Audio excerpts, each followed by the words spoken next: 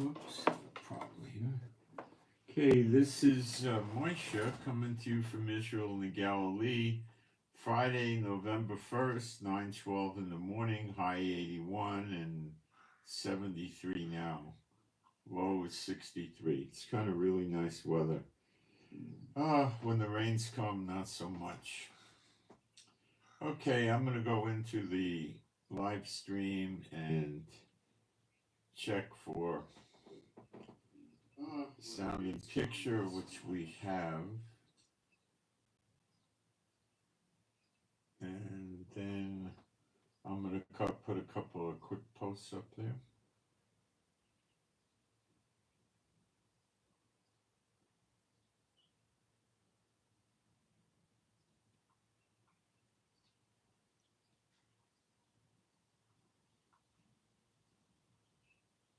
I'll just be very quick on this.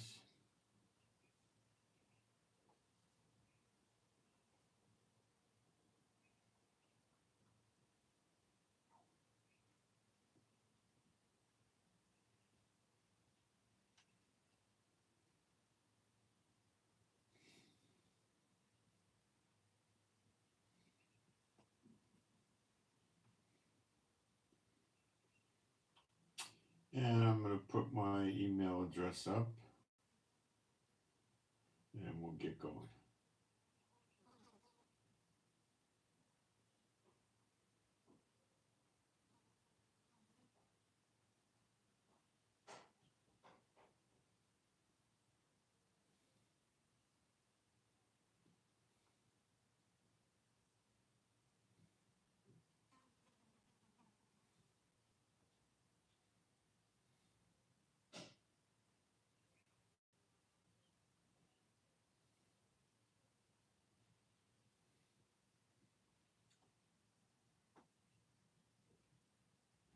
Okay, I got my posts up. Being a Bible-believing site, I'm going to do some praise and we'll get going. There is no God like Jehovah. There is no God like Jehovah. There is no God like Jehovah. There is no God like Jehovah. There is no God like Jehovah. There is no God like Jehovah. There is no God like Jehovah. There is no Messiah like Yeshua. There is no Messiah like Yeshua. There is no Messiah like Yeshua. There is no Messiah like Yeshua. There is no Messiah like Yeshua. There is no Messiah like Yeshua. There is no Messiah like Yeshua. Okay, so the European Union it would be yesterday, which is today's Friday in Israel, but Thursday, I believe, told now not NATO, we're talking the whole European Union, not just NATO, told the people, the citizens, to stockpile 3 days worth of food, and I assume, I didn't hear them say water, but a lot of people probably will buy a bunch of bottled water because of the war with Russia. Now, I don't know why they say 3 days. That escapes me, but that's what they said. Okay. Russia has massive amounts of missiles and other weapons in Kaliningrad and Belarus, and of course Russia. And, in the portion of Ukraine that they occupied, they have some, I don't think massive amounts because they don't want to expose them. And Russia told the United States that don't think the war would be contained in Europe. It was definitely going to spread to them, to America. So what do we make of this? Well, this is about the 89th time Russia threatened America.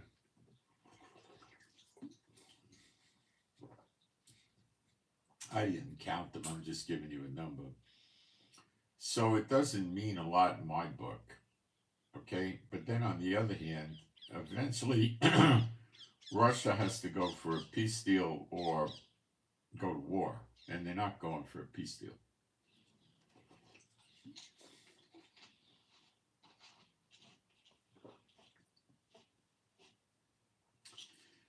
when is this going to happen? Well, Russia was saying if you give the green light to Ukraine to use long-range missiles deep into Russia.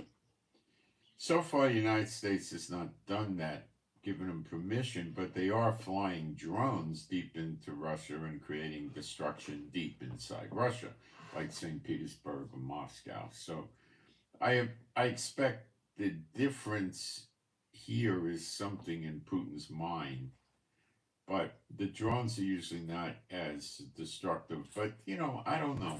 I mean, I don't know why Putin's so perturbed about that. Now, let's talk about what Putin just did with Iran.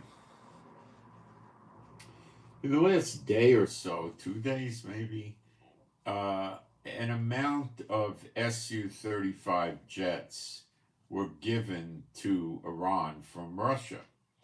Now, the Su-35 jet is far superior to the 30-year-old and 40-year-old and 50-year-old jets that Iran has. Iran never launches any of their jets to intercept Israeli planes attacking them in Iranian airspace because the jets would just fall apart. I don't know who they could use these jets against. Maybe the Taliban in Afghanistan or, something like that. They're certainly not advanced jets. They're immature. Now, it's very curious how Russia gave them the jets, and this is why I don't think we know how many they got. It could be 2, it could be 6 or 10. I don't think it's a large number. But Russia gave them the jets disassembled. Okay? So they didn't fly jets over there and say, here's the keys to your jet.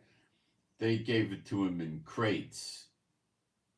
So, and to what extent the disassembly was, I don't know. The reason for this is Russia gave Iran a license to manufacture these jets inside of Iran. Okay? Now, Russia's also helping Iran to build the factory to make these jets. That's a long-term project, and I don't think prophetic time is going to allow for anything like that. So let's talk about the jets they have now. How long will it take to assemble them? Well, I would say it's probably in the weeks, but since they want to have the components and, basically analyze them and copy them, so they can make them with the help of Russia, it's going to be not a very quick thing. Now, is the Su-35 a stealth jet? No. Is the Su-35 a very good, effective jet? No. What's the evidence for this? Well, Ukraine has dropped these Su-35s from the sky like flies, like spraying raid on a bunch of flies flying around. They just go boom. Okay, Ukraine routinely takes an Su-35 out. Now, Russia has a more advanced jet. I think it's an Su-57, but they're not giving those away. And they're not so great anyway. So, is it likely that the Su-35 will be effective flying bombing runs into Israel? First of all, there's a range problem. They would need refueling tankers. The best and the easiest way to determine you're being attacked is for your radar to pick up the refueling tankers. And I have no reason to believe Iran has refueling tankers unless Russia starts giving them to them. But Russia's not big on refueling tankers. They have what's called long-range bombers. A Tupolev, which is a very unusual plane. I heard them in Syria years ago. They make a sound like no other plane, really loud. It has 4 engines. Each engine has 2 propellers, one going clockwise, one going counterclockwise. And the thing manages to break the sound barrier 750 miles an hour, which is basically a turboprop plane, but it does. Now, I don't think it gets up to, 1,500 or something like that. I don't know if maybe it gets to 900 or 1,000 or something like that miles an hour. They got a great, they're not built for stealth because they're not stealth. And they're not built for high speed. They're built for a big payload and carried over a long distance and dropped with reasonable precision. So Russia has a bunch of these. They have other long-range bombers. So I don't think Russia's very high on the refueling tankers, because they're very easy to pick up on radar, and you know what's happening if you see refueling tankers. Tupolev bomber can go quite far, but it's not a weapon that you would deploy against a country with sophisticated air defenses, because they would get taken out in the sky. So the way you would deploy your Tupolev is you would have to send your best fighter jets to take out the radar, or use some sort of ship-launched, I'm thinking about attacking Israel, some sort of Navy ship-launched cruise missile that tracks the radar beam and goes in and blows it up, if Russia has anything like that that works. Radar is immovable, so if they get a lock on the radar, which we would assume they have radar on the ships that could assist with this, then it's going to home in on the ship, and either you take the missile down or it blows up your radar. That's the long and the short and the tall.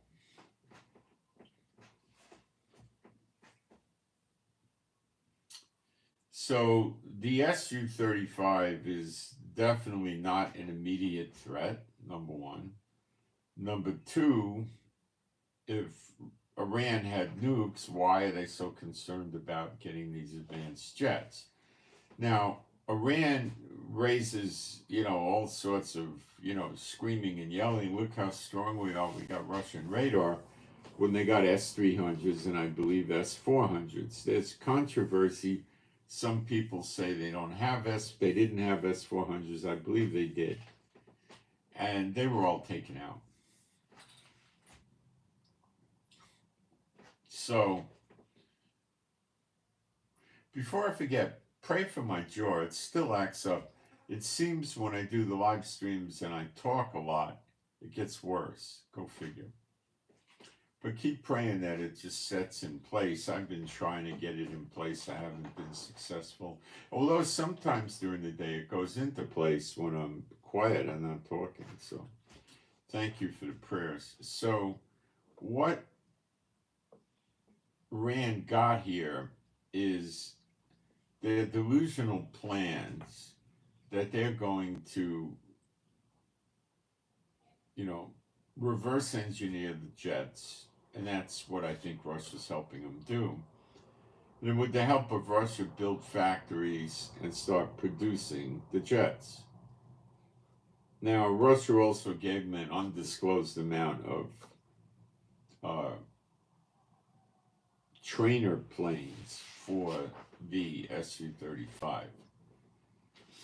The only way I see this would be an immediate threat on Israel would be if Russia sent pilots over there to fly the Su-35s for them, maybe wearing Iranian uniforms and saying, well, they enlisted in the Iranian military. But even then, Israel would take them down rather easily there would be multiple ways of taking them down. They can use jets and helicopters, not so much helicopters, but jets, to fire air-to-air missiles at the thing, and then they could attack it with ground-to-air missiles. Helicopters, not so much of a deal.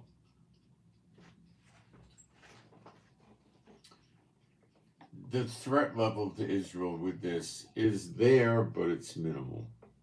Okay? I don't think we're going to see Su-35s flying over the skies of Israel. Okay?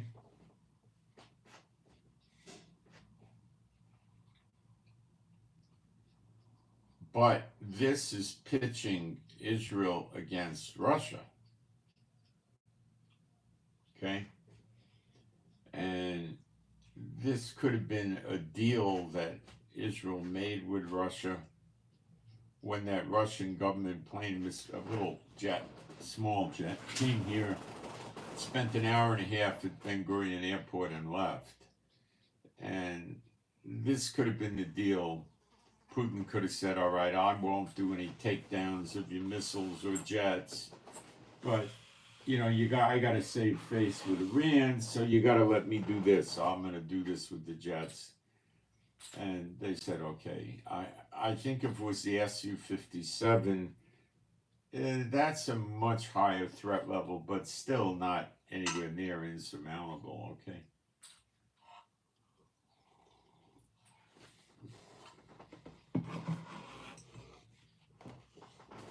So Iran's going to make a big thing of this, you know, to support their allies and stuff like that. But look, they got to first assemble the jets they were given, which are really designed to reverse engineer, not exactly to go into combat with right away.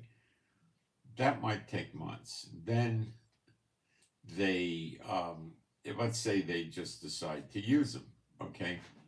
I don't think they have any large amount, like 25 or anything like that. You know, I would guess a half a dozen to a dozen, you know. Now, let's assume Russian pilots aren't going to be dumb enough to fly the planes for them. So they've got to train the pilots, and Russian aircraft are rather sophisticated and require a lot of training. I believe Iran has some old MiG-29 planes, which would speed up the training, but I think by any stretch of imagination, you've got to be at someplace between 90 and 180 days, you know. So it's, you know, real important to Iran, and they feel warm and mushy inside that they got these, and it's not, it could be effective. Listen, if they want to threaten, you know, Kuwait, Oman, Bahrain, Qatar, Jordan, Saudi Arabia, it has some significant threat level. But when it comes to Israel, no. It's a threat, but it's not, you know, a high level threat, a medium at best, okay?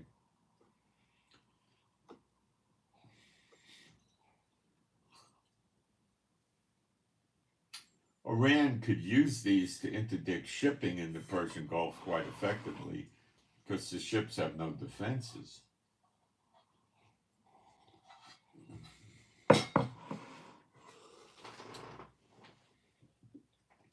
The only defenses the ships would have, the civilian ships, would be if some country decided to protect them, like America or Israel, or something like that, or UK or something like that. All right, so I don't know how deep into the news this got, but if you see Israel not helping Ukraine, it means that this is the deal that Israel struck with Russia so it could save face. This jet coming here without the transponders was a covert move, as covert as it could be, by bringing a Russian jet into Ben Gurion Airport, where there's gazillions of people that are going to see it. And this is probably some sort of deal they struck with Israel. Russia wants to save face with Iran because they want Iranian weapons.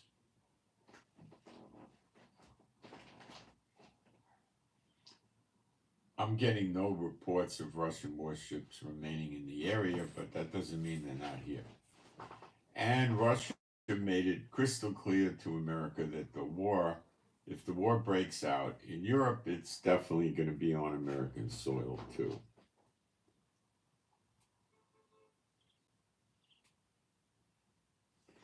What America is going to do about that, I don't know.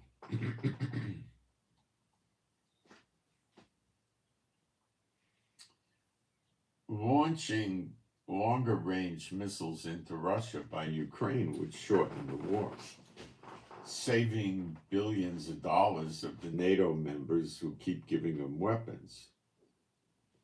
What they could destroy are military targets, such as radar, big importance, such as airstrips, very important, electrical grid where the military bases are.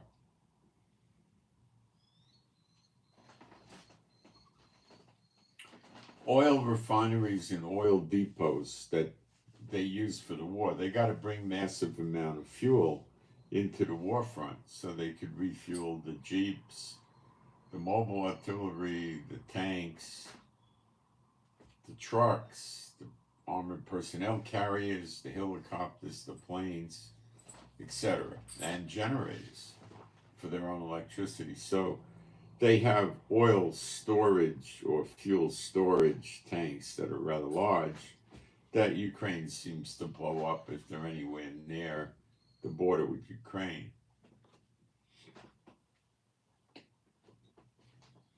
Now,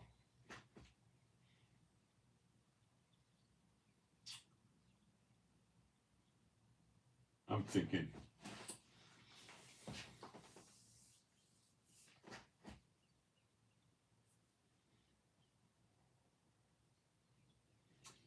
the NATO answer to Russia was putting a factory in, having Ukraine build a factory and make their own long-range missiles.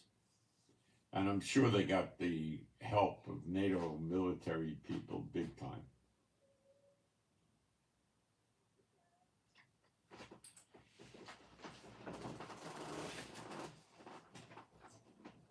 They already tested a prototype of a long-range missile successfully, Ukraine did. So, I don't know what to really make of how long the time would be for that. It could be, a few months, and Putin could blow it up, and I don't know. Okay.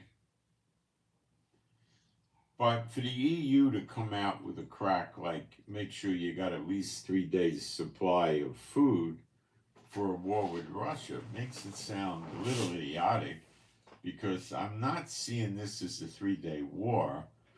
And I don't know what the EU is thinking is going to happen after 3 days, I don't know. And Russia makes these threats continually, and to date has done nothing. But eventually that has to change.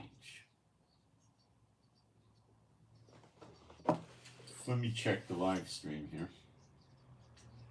I, in my lifetime, have never seen the EU come out with a crack like that.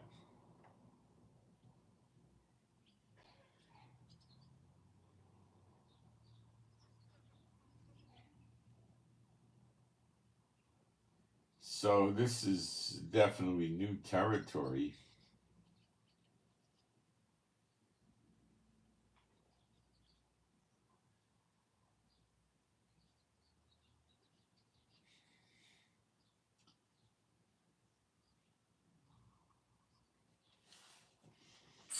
Now, why did Iran say they were going to attack Israel before Election Day? You got me on that one. I have been dissecting this in my head. what are the? I mean, it's logic. I mean, what are the pros and cons of doing an attack on Israel before or after or on November 5th? I don't think Iran could really see a gain one way or the other. I don't see a gain. I don't know. Iran is not the, you know, the brightest light in the harbor, and they might just have believed that they got a gain here, but I don't know what it is. I would think, if anything, it might drive people closer to Trump, but like I say, Iran's not the sharpest pencil in the box, so I don't know. Now, we're being told, and I'm not sure this is real, that we're being told by some sources, a small amount, that Iran's going to use Iraq to attack us.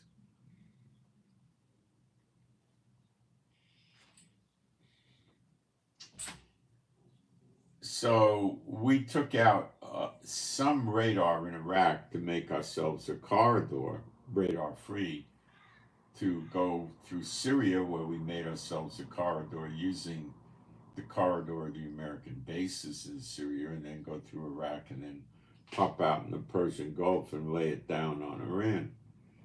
So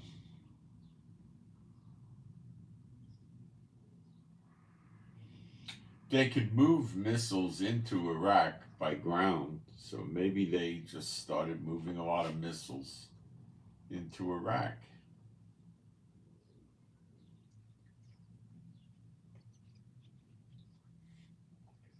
They're not that smart. Why would they threaten before Election Day? So they're narrowing it down to October 1, 2, 3, 4, and maybe the 5th. Why would they do that? Now, I mean, let's break this down. Do they really have a capability in Iraq? We don't know. What's my opinion? They got drones in Iraq, maybe, but they don't have a serious amount of weapons there. If they did, I believe Israel would bomb them. Or if they haven't, they're certainly going to do it in the next few days.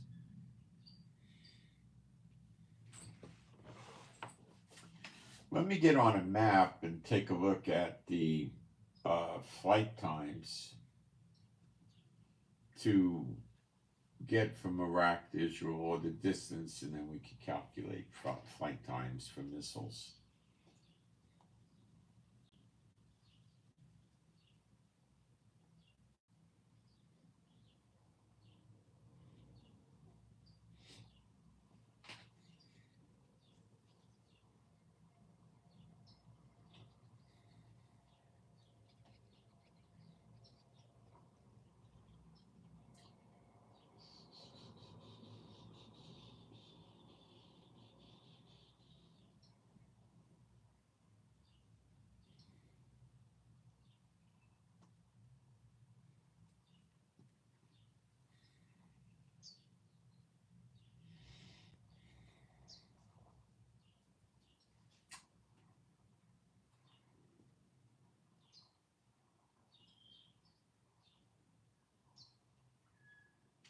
Let's see if I get a good map. This looks good, maybe.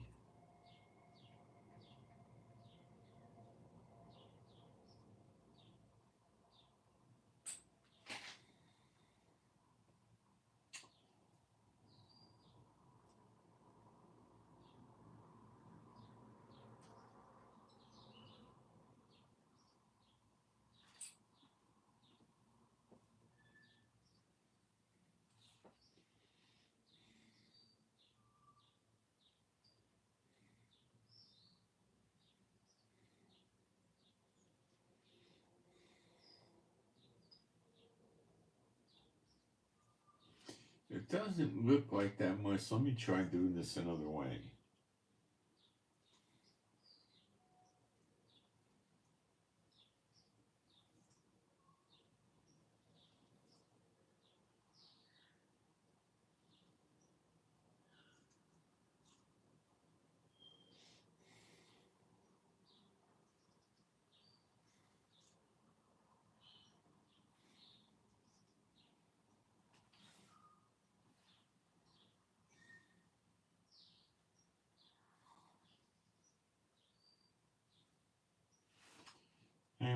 working on this.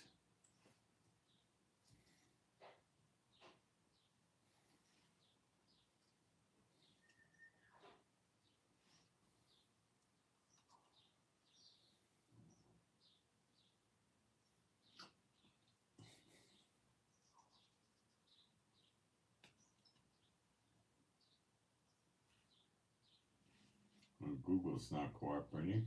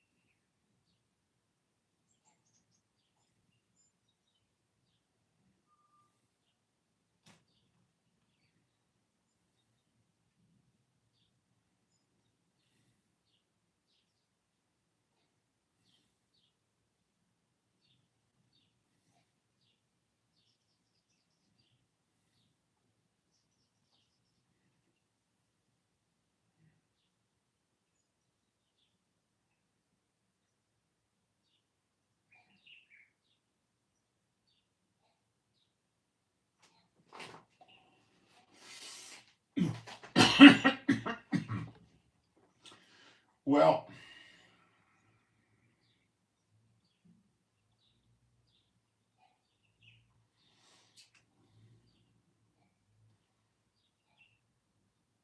I don't think they're going to accomplish much by firing from Iraq. I don't think they're going to do anything. I think what they're trying to do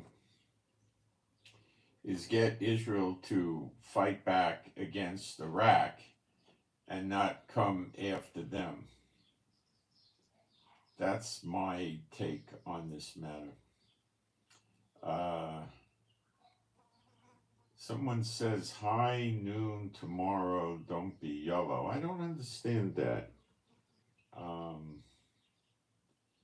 I don't see I just think Iran's trying to get us involved in attacking their proxies, not them. It's very, very, very good fit with Jeremiah 49 that says Elam shall be destroyed by her enemies, and the enemies are, a lot of them.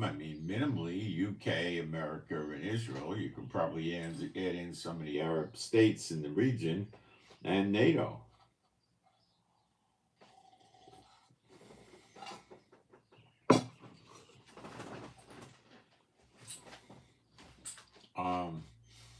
The idea would be to keep Israel's focused on hitting Iraq, not hitting Iran.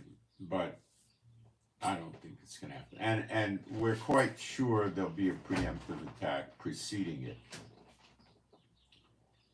where we'll probably fly reconnaissance with the help of America over Iraq and see where the missiles, drones are being assembled and blow them up before they launch. We've been doing that in Syria. We're not sure if Bashar Assad's going to be all in with Iran, but there's been no indication that he won't. So I expect he's all in with Iran. That's my 2 cents.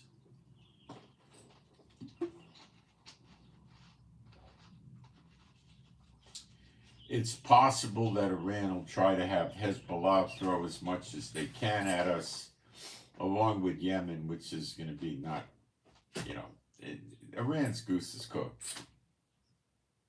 That's it.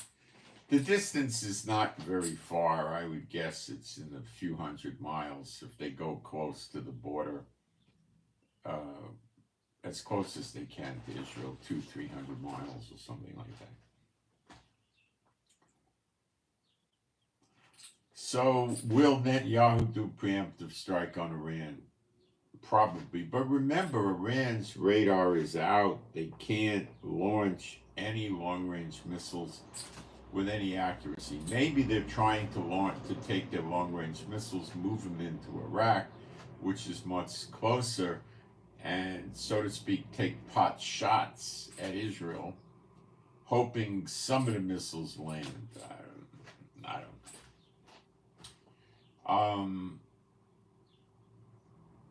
Israel is well aware of the fact that you got to cut the head off the snake, which is Iran. Now, if Biden, for some reason that I'm unable to really ascertain what that reason would be, doesn't want any attacks on Iran until after Election Day, then Israel may just counter an attack from Iraq or preemptively destroy it before it launches, and then wait on attacking Iran until after Election Day.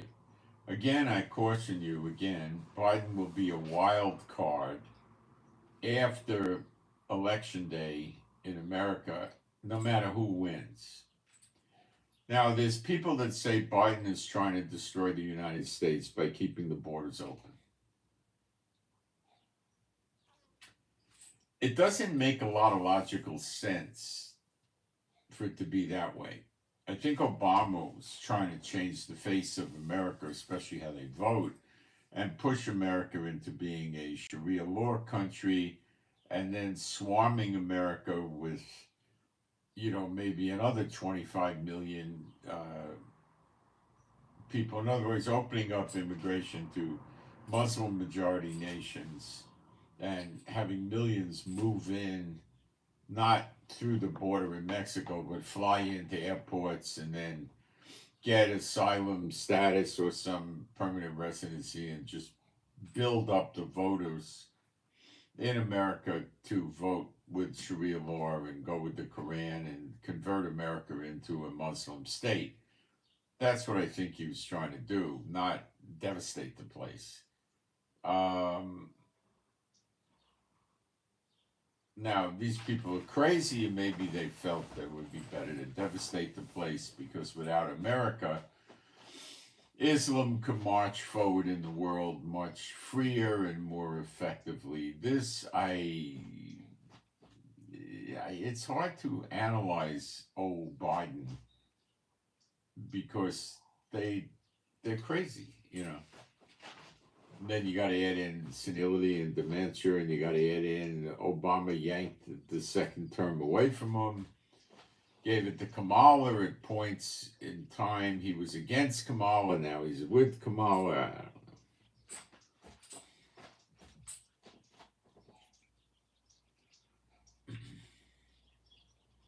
Hezbollah is rather firmly entrenched in America, I'm hearing, as well as South America, Central and South America. Nicaragua, I believe, is one place. Colombia, apparently. But there are a lot of sleeper agents in America.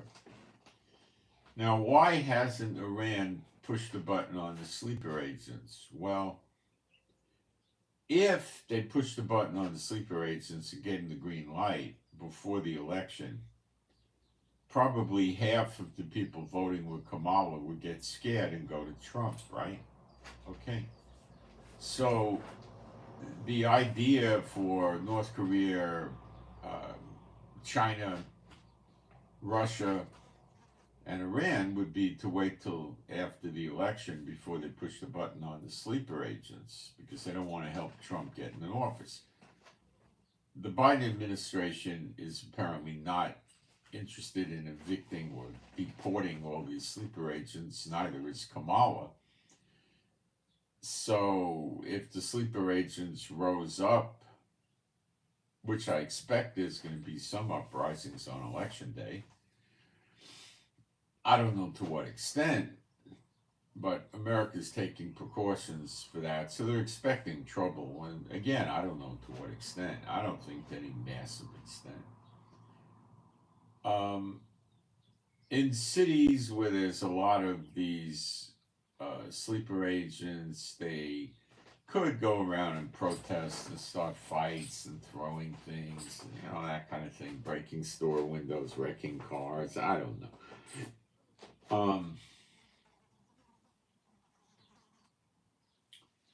But it makes logical sense to not deploy the sleeper agents until after the election because they don't want to see Trump get in.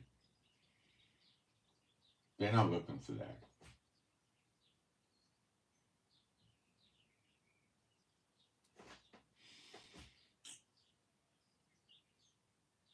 What Netanyahu's position is on election day, I don't know. He's probably talking to Trump. And Trump, if Trump thinks it would help him to have an attack on Iran before election day, well, it's possible Israel would comply. Netanyahu is sucking up to Trump and wants to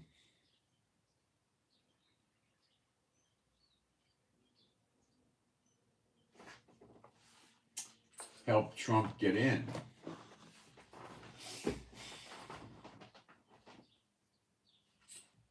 So you could expect stuff like that. I don't know. I mean, if I analyze it, there's push and pull with attacks on Iran before election day and after election day. I don't know. It could wind up making Biden look like some sort of war hero. Yeah, I don't know. I don't know. But what I can say with, I think, great certainty is no matter who wins the war, Biden is going to be very dangerous. Now, they're starting to come up with countermeasures to BRICS with their banking, but guys, it ain't going to work. The 159 countries that want to use the BRICS pay system, the digital pay system, with their version of a credit card, like a debit card, and these people are not very interested in helping America continue with their military, their weaponization of the U.S. dollar. They're sick of it. Everybody's sick of it. I mean, I see YouTube videos, be worried now, the American banks are closing bank accounts. People go there and they want to take out $400 or $500 and they call it a suspicious transaction and freeze the bank account and make them come in and show more ID. This is nonsense. This is harassment. What good does it do? When, people say, oh, make America great again. When America was the so-called great again, let's say up until sometime in the night, well into the 1980s, you can go to a bank and take out, $150,000 in cash. And what they would tell you, and I know what I'm talking about, what they would tell you is we don't have that much cash on hand. Maybe you can go to another branch, or we can order it with the armored car. It'll be here tomorrow after 11 o'clock. Come in then and we'll have it ready for you.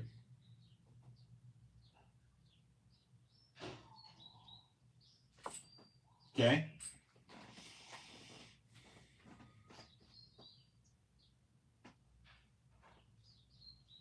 No questions asked. They'd never say, what do you need it for?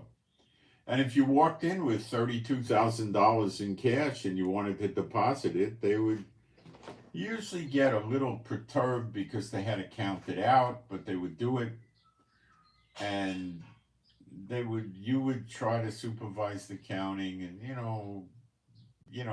if there was a discrepancy between your count and theirs, maybe they'd call you off to the side somewhere and count it out better.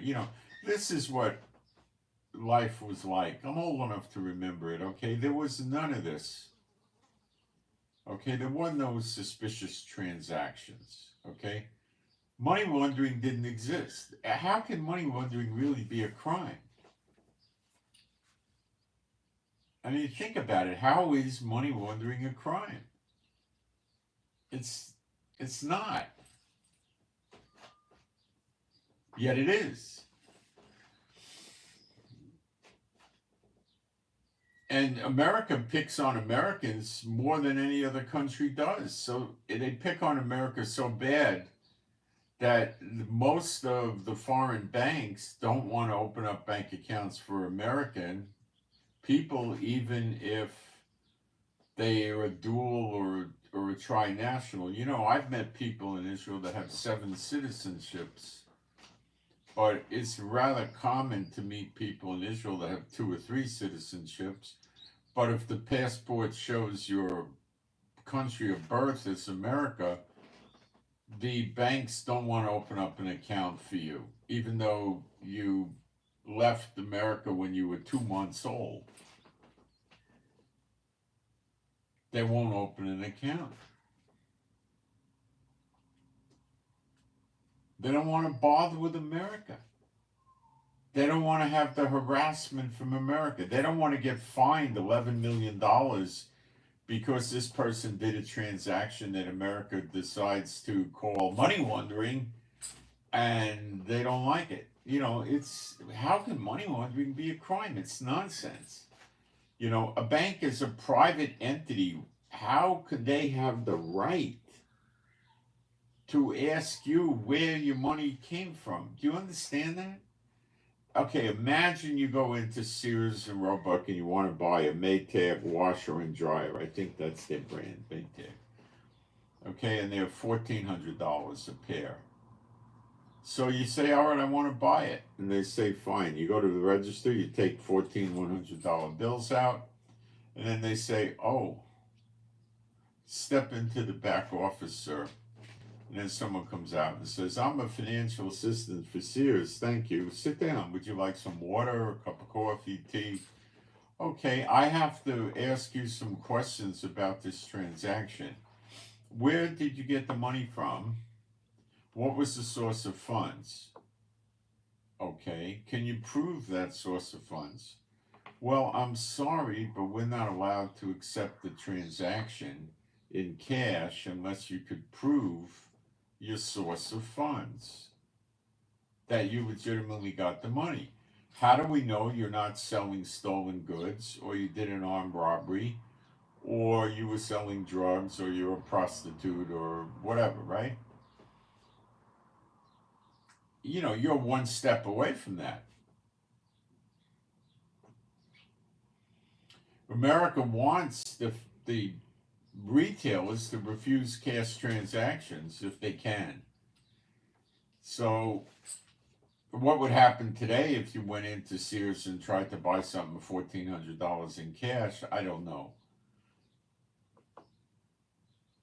They'd probably take it, but I don't know. They'd probably ask you for ID and, you know, give us, show us a driver's license and something else. I don't know. It's fairly stupid. It doesn't serve a purpose. It harasses the people. Okay?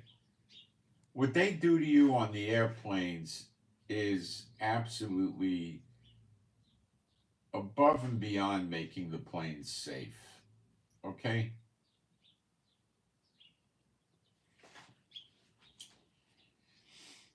You know, I mean, if they want to run bomb detectors on people's luggage, okay, I could see that. If they want to take a look at what people got in their carry-ons, I could see that. But that's the extent of it. You know, having people stand in front of a machine that shows them a profile of the person's privates under their clothes is, you know, but they're just degrading the people, making the people breaking them down and getting them to think like sheeple. Well, they're the government and we can't do anything about it. We just got to be subjected to it. And if they don't like you, they bring you into a room and they strip search you. TSA strip searches you just because you want to get on an airplane. And even if you were flying from, let's say, New York City to Dallas, and you had more than I don't know, if you had more than $10,000 on you, they probably, if they found out about it, get you set aside, and one of the federal agents, the real government agents from the, I don't know who they'd use, FBI probably on the ground. The Sky Marshal guys are not trained for that kind of stuff. They'd probably use at the big airports, they would usually have a few DEA agents hanging around. They might use them. FBI agents, Homeland Security. They have rooms where these guys go and they take breaks and they write reports and drink coffee and make phone calls and stuff like that. And they call them and they may confiscate your money. And then you're going to have to go get a lawyer and go to court, and it might cost you more than what they confiscated. So the lawyer said, yeah, I can get your money back, but they had $14,000. It's probably going to cost you that to get it back. That's America. Yes, that's America. Okay? They pull people over because the windows in their cars are tinted too dark. The guys riding around and the patrolmen, well, that's not the right term, that's New York term. The police officers have these machines they put on your window, little devices, and it tells them how much light is allowed to pass through the window. And if it's too little, they start writing you tickets, and people go away and they get fines of $800, $900, $1,200 for having their windows tinted too dark. Now, if you're the elite and you're making $1 million a month, that you don't care. It's like you're getting a $5 ticket. Okay? So all these things don't really bear down on the elite. like they do the regular working people, who they want to break down mentally to get you into being like a human robot that just does whatever the government of America tells you. But it blew up. The open border thing really did it. Okay? The dissent against the American government is quite high because you're seeing governors turn against the American government, police chiefs, sheriffs, retired federal agents opening their mouths. It's getting pretty bad. Okay? And it says in Jeremiah 50:51, you're going to have ruler against ruler in America, and that's basically a civil war. It's not some group, that like a militia or something like that. They're not rulers. A ruler would be a governor or minimally a mayor or somebody in charge of a county or something like that. But how can a city or a county break away from America? That's pretty hairy. That's not going to work. But a state can, especially if you have a cluster of 4 or 5 states together that decide to break from America and, decide to leave the Union. What Abraham Lincoln did would be minor compared to what the Democrats would do today. They would never allow it. They would fight against it with violence, jets, artillery, I think anything and everything. And it would divide the military. The military would go into pieces. So America is holding broken eggs in their hands right now, okay? And the eggs are slipping through their fingers, and it's not going to work. America's not going to be able to make it. This is the end of the daughter of Babylon. Coming days, it could be days away. It could be a few weeks. I doubt it's more than that. Maybe 2 months, maybe a month, maybe less. It's not a long time. I don't know. It could be 4 or 5 months, but I'm not thinking that. Could be. It could be Trump is the one that sinks America. Don't kid yourself. Trump would probably fairly immediately try to clean up the situation with China and North Korea regarding South Korea, Taiwan, and Japan. Clean up the problem with Russia and Ukraine, and clean up the problem with Iran and her proxies in Israel. That's how Trump is. Trump would start trying to clean that stuff up. And at the same time, Trump would try to bolster the economy. But you see, Trump never was opposed to all these dictator type controls on your money and banking. Do you know in World War II the income tax in America was either 2% or 3%? That's right, 2 or 3%. Before 1913 there was no income tax. Okay, 2 or 3%. And the people were running around in the days of World War II saying, I'm glad to pay my taxes. So back then, people didn't make a lot of money. Let's say they made, $10,000 a year. So the tax would be $2 on 100, $20 on 1,000. So they'd have to pay $100 in taxes for the year. And a lot of states didn't have an income tax. And sales tax was, if the states had it at all, it was 1%, probably 2%. Taxes were slow. What they were doing to raise money is they were selling government bonds. Now, America was not on a gold standard anymore in World War II, but they were on a silver standard. So the dollars said silver certificate on them, and it said you can redeem this in any federal bank, for silver. So you could bring your paper dollar in and they hand you a silver dollar. Okay? So if you had $100 bill, they'd hand you back a 100 silver dollars. When I was a kid, a teenager, silver dollars were normal. Even when I was in college, undergraduate school, it was normal to get silver dollars in your change. People carried silver dollars in their pocket. It was worth $1. Today it's worth $33 and change. See how bad inflation is?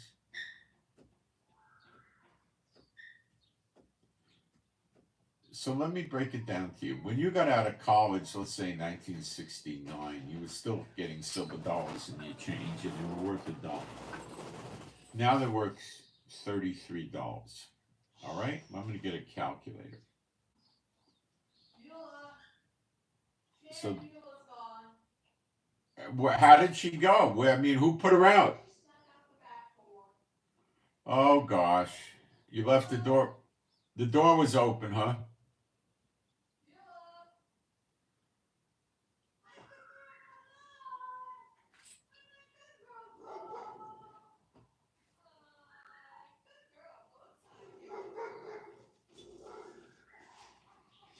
All right, let's break this down. So, when you got out of college in 1969, $10,000 was pretty decent money. Okay, let's use 7,500 because that was pretty okay. You know, I'm not going to go top tier. $7,500 back then was, if you graduated, you could get a government job and bag $7,500 a year. And industry would give you that. It wasn't hard to get that. All right, and now we're going to multiply that by 33. Because that's the price of silver today, $33. That's $247,000. So let me break it down to you to show you how America has messed with the people, its own people. Nobody's getting out of college today and making $247,000 a year right out of school. But in 1969, they were. It was common. It was not hard. It was easy. Okay? And even more.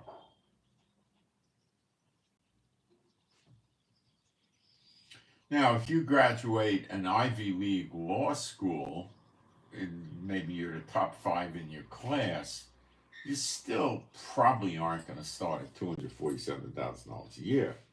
You might get 150 or something like that, or 180, but that's pretty rare. Okay? If you go to college for 4 years, I'm talking the 7,500 was with 4 years of college, a bachelor's degree. If you go to college today for 4 years, now I want to tell you, in the 60s, tuition was maybe $1,000 a year for college, okay? Plus books, plus you had to support yourself. Today it's huge. That's probably 33 times greater or close to it or something like that. 15 times greater or something. I don't know. But let's say you went to medical school. You had 4 years of college. You had 4 years of medical, so it's 8 years. You had a 1-year internship where you got basically a living stipend. Maybe back then you got $100 a week or something like that, you know. Now you're in 9 years.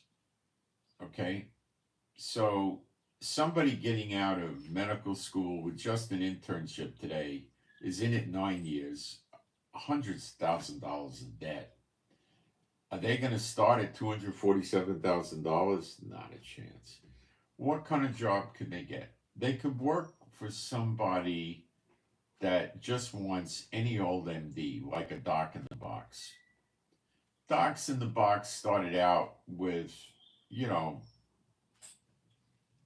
I had a relative that never liked medicine, got an internship, got a license, and worked as a doc in the box. Many years ago, they would treat people, okay, where you would go in, and I don't mean treat people for a sore throat and a cough. Of course, they'll do that today. But they would treat people with serious problems. Also, people went to a doc in the box if they ran out of medicine and they forgot they ran out. Let's say they needed heart medicine and it was Friday night and they ran out or they lost it. What are they going to do? They call their doctor, they can't get through, so they go to a doc in the box and get a prescription, explain their medical history, and guide listen to their heart. People would, they might set a sprain, they might even set a broken bone, they might even treat a burn, um, they might even deal with a concussion. And, there would be people that would go into the doc in the box and they'd call an ambulance and send them to the emergency room. Okay. And people would go in for pain. Like, something happened and they got pain and they'd give them the prescription. I understand today in most, if not all, the states in America, they don't hand out pain prescriptions. They just refuse to do it. And they don't want to treat this and they don't want to treat that. So anyway, you can get a job as just not as, in other words, you just did an internship. So you're a specialist in nothing. You know a little bit about a lot of different fields of medicine, but you're really not highly competent in any of them at all. Okay? Yeah, they could deal with a sprained ankle, a sprained wrist, maybe even a dislocated shoulder. They could deal with a cut that needs sutures, a burn, not a real big serious one, but some kind of burn. They could deal with, upset stomach, diarrhea, dehydration, maybe even high blood pressure, but that's probably out of their league. Okay. So who hires somebody like that? Well, a doc in the box, maybe somebody that wants a physician on their facility, like a corporation or something. They don't get good jobs. They're going to make probably 125, 150, 160, 170. They're not going to make 247 a year, not. So let's say you go on and you go for 3 more years and you become a family practice physician. Then what? Well, now the HMOs want you, hospitals want you, clinics want you. What would they make? Well, I don't know exactly, but they would probably get at least 150, if not 200,000 a year to start. Maybe 180, 200. They would go up, as they spent the years there. So they would be employable, but maybe in a high cost of living area like LA and New York, they'd get 250,000. But they went to school for 12 years. 12 years. Now, if you start talking about somebody that does the internship 9 years, goes to general surgery for 3 years, so 12 years, and then goes and does a few years in orthopedic surgery or brain surgeon or, something more sophisticated, plastic surgeon, they're going to get 250 out of the box at least. They might get more. And they'll work up to $500,000 a year probably, But look how many, these people, I know a lot of them, there's a bunch that were in my family, distant family, and, they get out of school, they're, 25, 29, 30, they're like kids out of high school. Their life is all about their education. You got to be selfish to be a doctor because it requires people around you to support you. Now, if you were the type of kid that had a trust fund or you had multi-million-dollar parents, and you went to medical school and they let you rent your own nice apartment, have a person come and clean the apartment for you, they bought you a new car every year or two, you had, unlimited, if you got time off, you could take a vacation, if you got a few days off, they don't have the same weight on them as the other people that have a basic college student type apartment they share with somebody else, and all these people do. is they get up in the morning and they go to classes and then they study. And that's all they do, is they just absorb information. And, in my opinion, a tremendous amount of people that are medical doctors are not, they don't see the world like regular people, you know? It's pretty unusual. And it's a rare day you ever come across a believer, even somebody that just says they're a believer that isn't. That's a medical doctor. They got a really big head. And anyway, so that's how bad the inflation came, let's say from 1970 to today. Okay? When you made $7,500 a year right out of college, let me tell you what was going on. You were able to buy a brand new Mustang convertible for maybe $2,200, $2,400. If you wanted a hardtop, it was about $1,900 for a brand new Mustang. Now we're talking 6-cylinder with an automatic transmission, the basic engine, and we're talking you had no, you probably wouldn't have air conditioning. You had a radio. You have power steering, power brakes, manual windows, manual door locks. You had plastic seats. You had some kind of cheap carpet. You had an AM radio, and you had a 6-cylinder automatic. It would be under $2,000.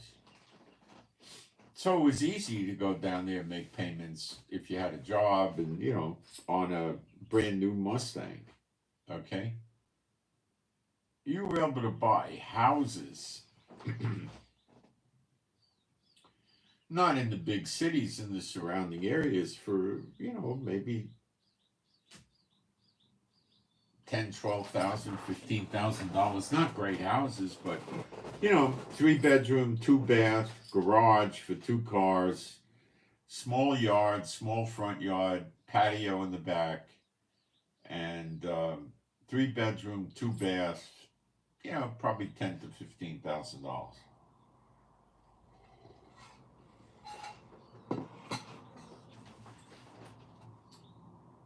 In big areas, maybe 20,000, 25. I know in the early 70s in Sausalito, where I lived once in California, which is a very high-end, exclusive, beautiful place to live, you were able to buy a 2-bedroom condo actually built out over the water with a view of San Francisco, bridges. You were living over the water. You had a balcony, you could go out there with a fishing rod and catch fish. Really. I mean, really. The apartments were 1,000 square feet. They weren't huge. You had 2 bathrooms, 2 bedrooms, a living room, a kitchen, dining room, that kind of thing. You didn't have a garage, you had a car, a parking spot, maybe it had a roof over it. You shared with other people. Those were $42,000, and those today are probably at least $750,000, I would say, maybe $1 million, because of the view. So inflation has killed you in America. Okay? Nixon did it by floating the dollar and taking it off silver. And it's just been straight downhill. The America before Nixon took you off to the dollar, I remember quite well. I was in the workforce for a while, and I remember all this, okay? It was nothing like what it was today, Nothing. I used to, when I was in undergraduate school, in, let's say, the latter 60s, after 65, in the 66, 67, around then, I went to undergraduate school in New York for 2 years, right near Wall Street. And when we went to get lunch, me and the kids, that we hung out with, we would walk down around Wall Street, and they had these bars that would serve like bar food. It had, on one side when you walked in, they had the lunch area where you had the glass covering and you saw all the food they had that day. Then on the other side, they had a bar. So they were really serving the food to get people in and buy the liquor. Okay? And we would go there and you would get like a plate of a lot of good corned beef, Irish style, not Jewish style.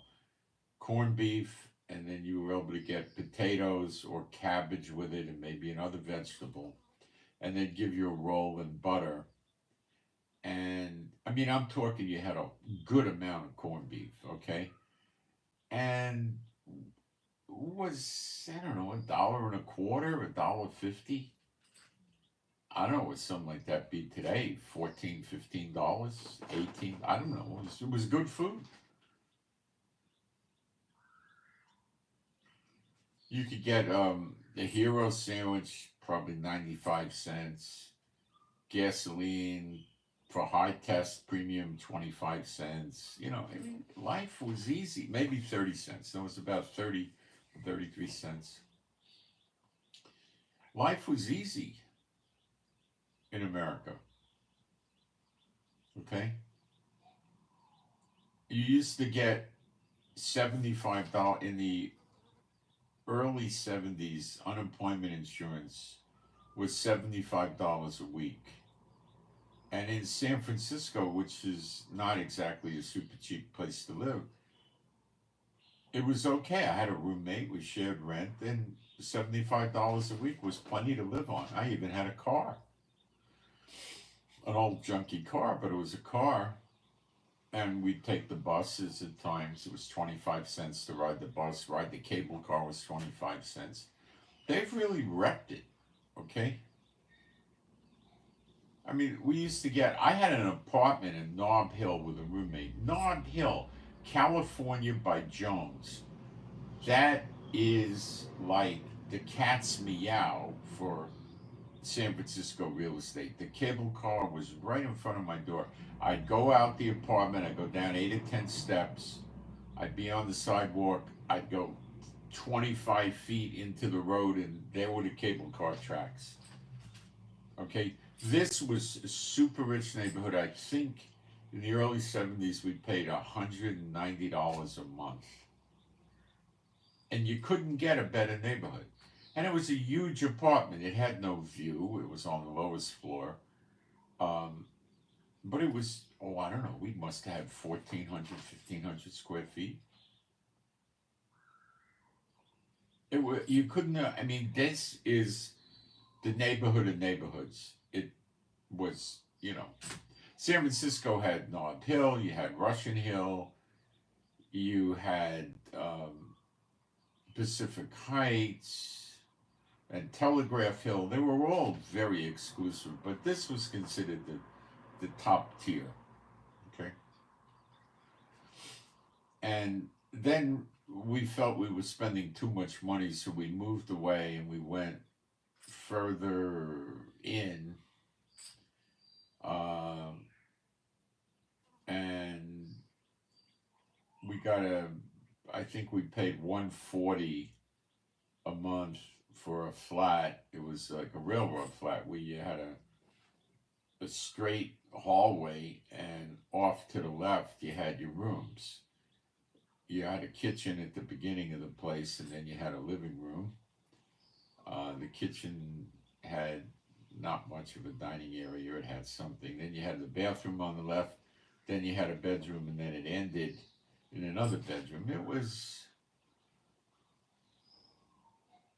probably 750, 850 square feet, something like that. 800. It was okay. It had windows. It had light, you know. And it was a beautiful Victorian apartment. And, you know, that's, I mean, today that apartment is probably $4,500, $6,500 a month. It's crazy. You know, they've ruined it, okay? And they did it with inflation, and people have just gotten downgraded to a crazy level. of a lifestyle that is ridiculous. Cadillac just came out with a new car. They're calling it a 60 special. It looks like a cross between an old 1950s Cadillac and a modern car. Okay? It's very luxurious, right? They have it with a hybrid engine with electric and gasoline, so it's got a carburetor, and then I don't know what it does. Maybe it turns off the gasoline when you're at a traffic light, and then when you start moving again, the gasoline kicks in. I don't know exactly how they set it up. To get it with all the options, they want $160,000. That's nuts. Do you understand? I mean, $160,000. When I got out of college, you'd make $7,500, and roughly 25% of the year's pay would get you a brand new Mustang.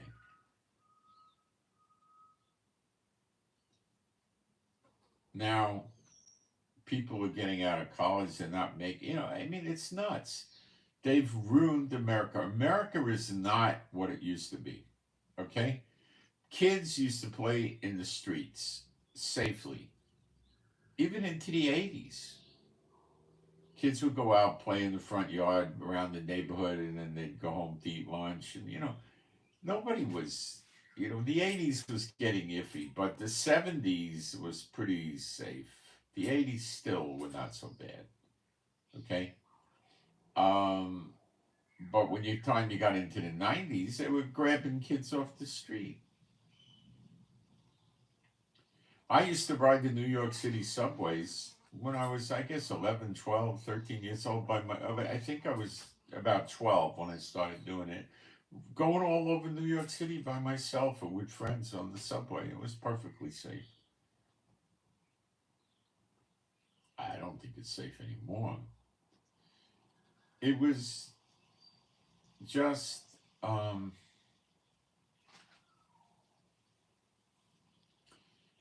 place is ruined, guys, and it's going to be destroyed. That's it, and people don't want to hear it, but they have wrecked it. Okay, they have wrecked it.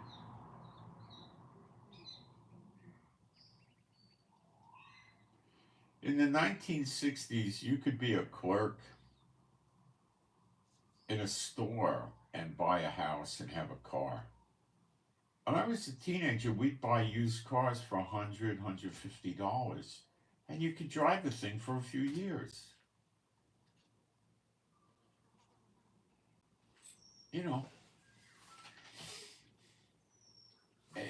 It's destroyed. They wrecked the place, They wrecked it. In the 60s, people were buying airplanes for $10,000, Piper Cubs, okay? Today, they spend more than that on a big motorcycle. It's just nuts, guys. It's just nuts. You can't, young people don't imagine what they did to you, but they sure did it. When I was a young kid, doctors would make a house call to the apartment in New York for $5. So if you were sick, you called the guy, he'd schedule his house call, he'd go.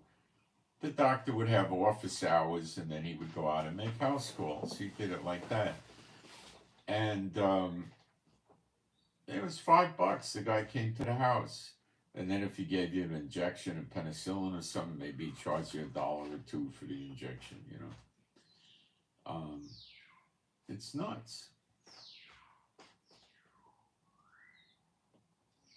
If you had a cough back then, they had cough medicine that worked. You'd go to the drugstore and you'd buy cough medicine with codeine. You had to be 18 years old, I think. They'd sell it to you. They don't.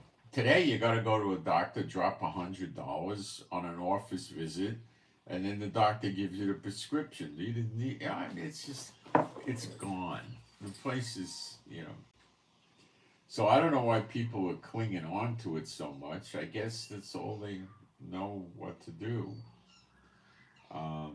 It's just so bad. Um,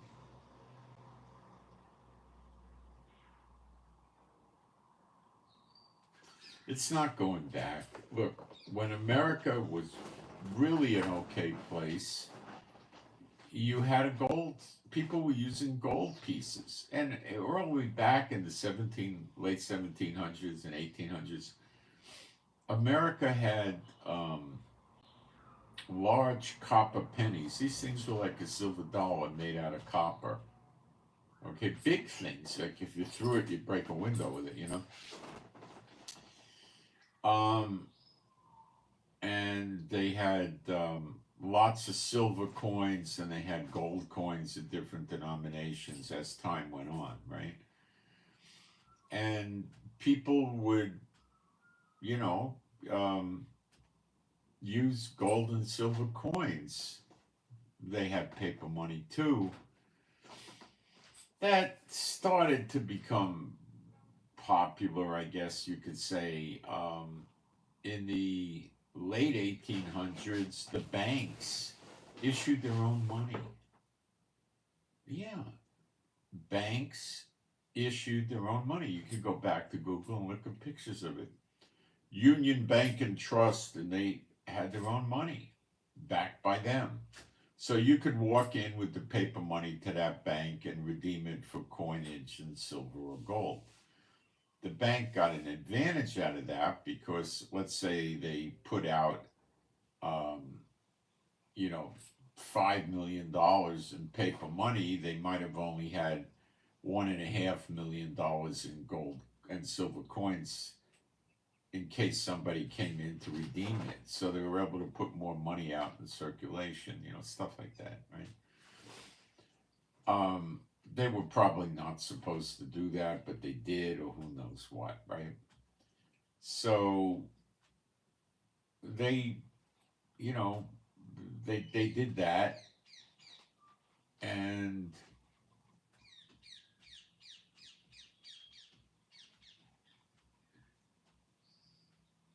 thinking. So they went off gold in the 1930s, but before they went out after that, American money was solid as a rock. You know,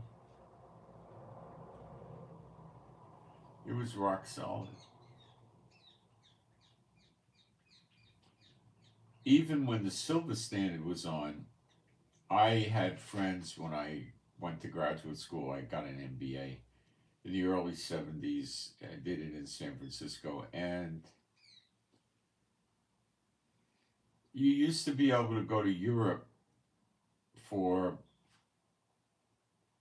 6 months. I had friends that would go there and live for 6 months in Europe, Italy, usually other countries, on $5,000. They would live in a hotel. Some of them would rent an apartment. A lot of them just lived in a hotel. They weren't very interested in housekeeping, and they just wanted a place to crash. But they had a nice hotel room. It probably had a front room, some sort of makeshift kitchen, and a bedroom and a bathroom, maybe a balcony. And they'd be able to live there. And these guys would spend a lot of their time in the bars. But in those days, a beer would be, 10 cents, 15 cents, 20, probably in Europe, 10, 15 cents. They'd be able to eat easily for less than $1 a meal. America had a strong, in the late 60s, 68, I think you could say, you could buy a Cadillac convertible for about $4,200. A Coupe de Ville convertible loaded, or you could buy a Corvette for the same amount, or a Jaguar XKE. But when you look at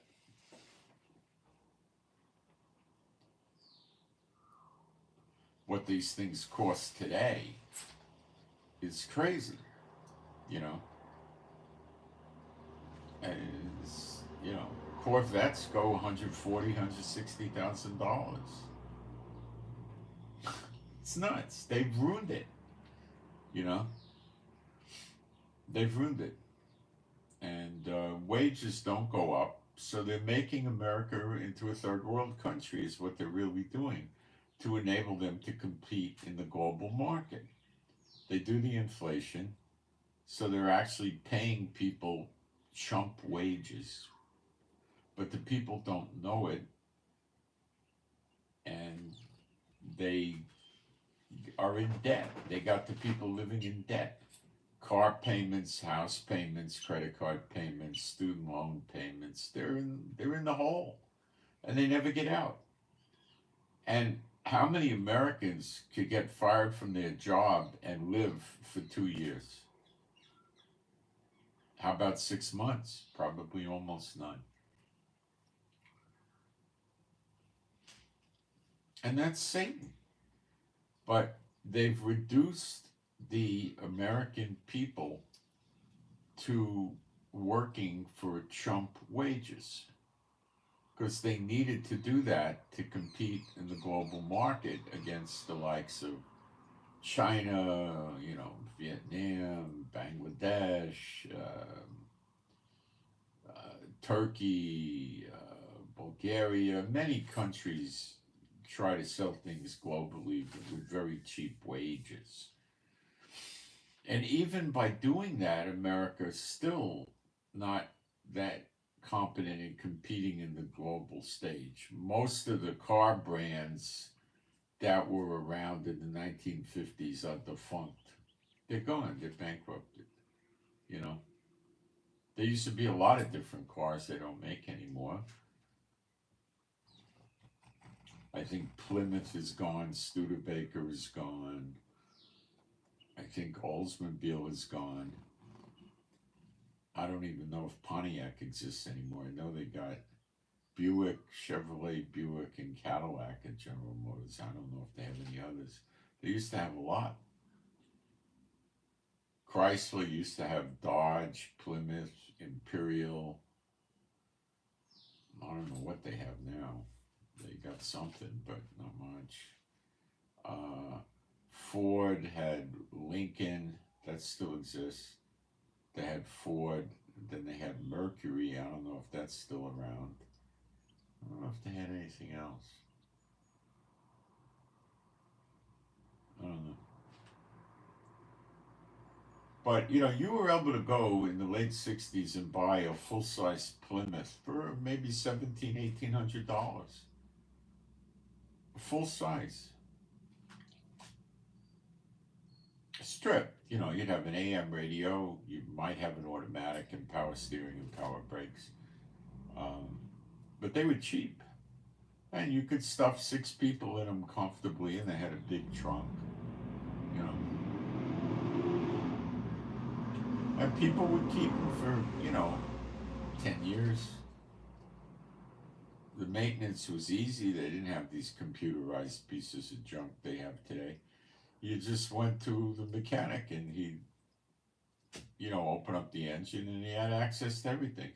People used to work on their own car. They'd sit on the fender and put their feet in the engine compartment while they were taking parts out of the car.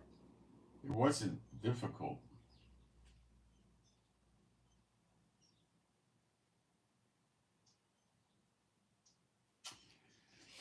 So things were weird, and they destroyed it. But when America was in its heyday in the 50s, I was a kid, but it was economically very easy to get by. Okay? And in the 60s, maybe more so. But you started having inflation in the 60s, but it was still, life was easy, life was cheap, and food was, they didn't doctor all the food back then, they didn't doctor the water, so these things were very easy to, life was easy, medical care was easy. I remember going back into, around 1980, I had Kaiser, which was an HMO, and I think I was paying like $10 a month for it. It was full health insurance, like $10 a month.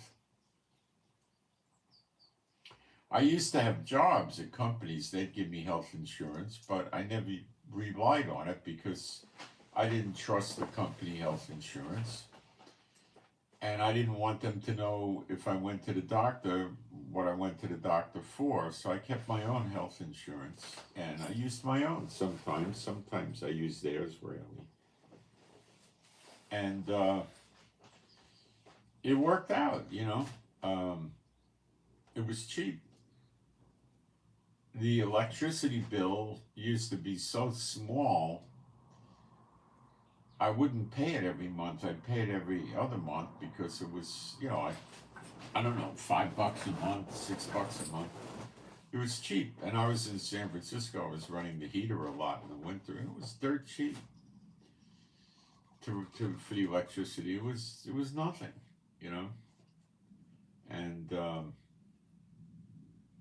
you know, it was just what they did is crazy, you know.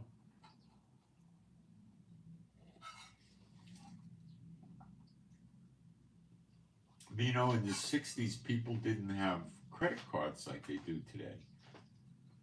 It was not common I mean, people had airline credit cards, gasoline credit cards, and department store credit cards. That happened in the 60s. Yeah, and they were making payments on that. But the Visa, MasterCard, and going into debt like that, they didn't have that.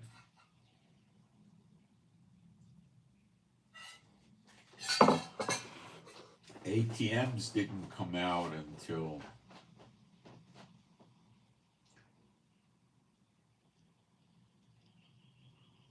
the late 70s. You started seeing ATM machines. I think in New York City, you saw it maybe in the mid 70s or something. They were around. Cable TV used to be like $2-3 a month in the 70s, I think. And you didn't get that many stations. You got 30-40 stations, you know. It's nuts. It just, they ruined it, you know.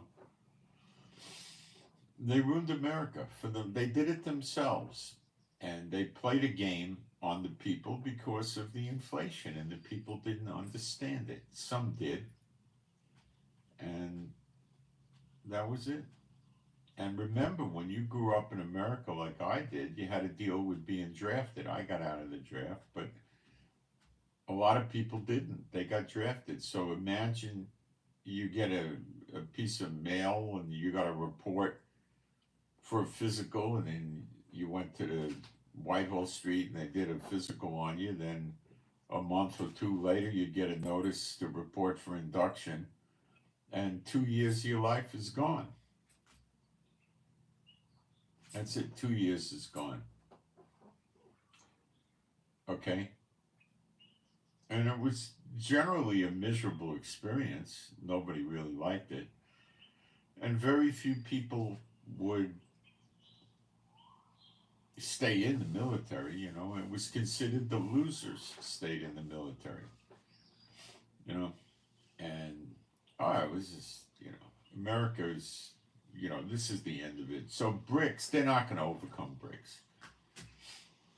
The combined members of BRICS now is around 27, someplace in there, and they control 40% of the world gross product, okay? You got China in there, you got India in there. They're huge. Huge. There are like 3 billion people. The G7 countries control 10% of the world's gross product. Okay?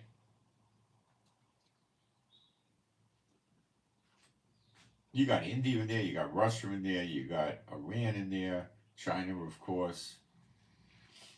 You got some big players. You got South Africa, which is a small player, but you got a lot of big players in there, and they're controlling, and they are going to go through with the banking, and they're not going to stop. And America, what are they going to do? Put sanctions on another 15 countries that are joining BRICS and more that want to use the digital payment system? America can't put sanctions on everybody. Yeah, they could concentrate heavy sanctions on Russia, Iran, North Korea, and China, Cuba, Venezuela, Belarus, Kazakhstan maybe, but they can't run around getting everybody. They can't do that because people will do it back to them. So BRICS controls 40% of the world's gross product, and now they want to conduct all their transactions as a condition of being in the system without using the US dollar, okay? Or maybe in some cases they might have to use the US dollar. But when they sell goods, they're not going to be able to sell goods through BRICS Pay or their digital payment system or anything else using US dollars. BRICS even has paper money. I saw pictures, I put them up on the internet a few days ago. They're killing the dollar. And the only way America is going to get out of this is with war. And that's why the EU is saying get a 3 days worth of food supply in your house because of a war with Russia. The whole EU, not NATO, the whole EU. So what are they going to do to provoke Russia that brings this on? I don't know. Something.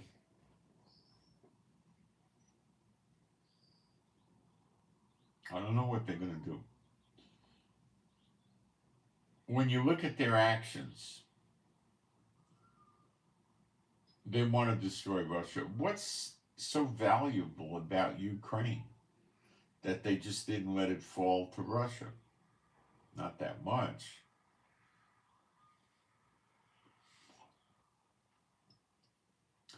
For over 2 years, they've weakened Russia with that war in Ukraine to the point where Russia now has to get soldiers from North Korea and weapons from North Korea and weapons from Iran.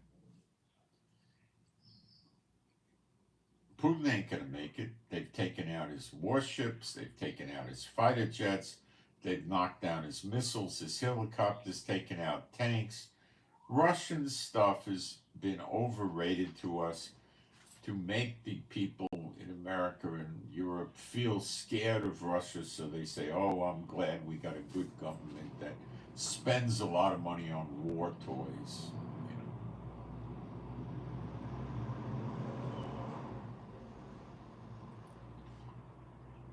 So honestly, I can't tell you what the real advantages are of having the wars blow up before election day or on election day or something. The only answer I have is that Biden might shut the elections down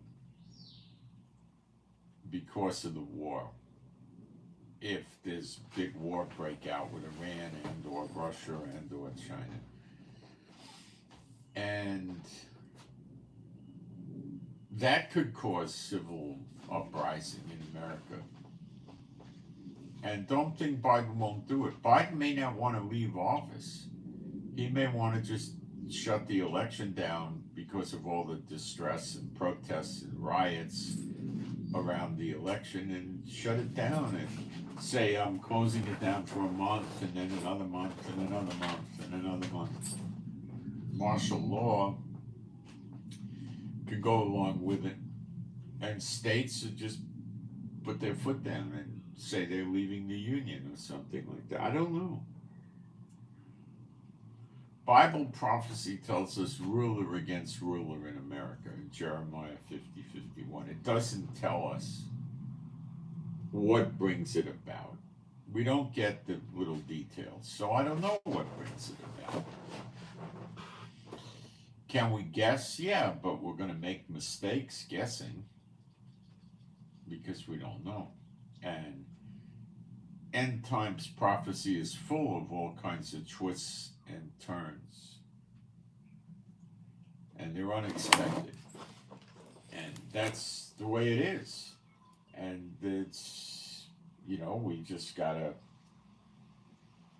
you know, go with it. We can start guessing, and that's just, you know, mistakes usually. Let me see what's going on in the chat. I want to answer questions if people come up with stuff.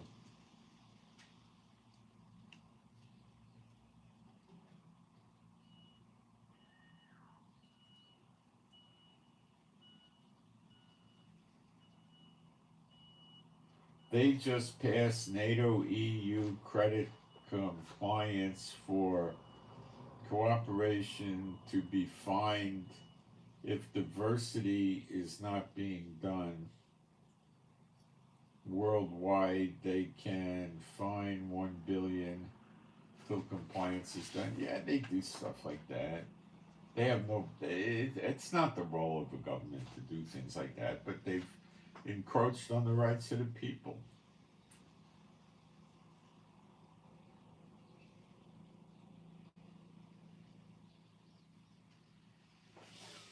Someone says World War III started by Korean troops fighting in Europe with Russia and Ukraine. I think this person means, I don't know what else it could be. And yeah, it's a very good point this person made.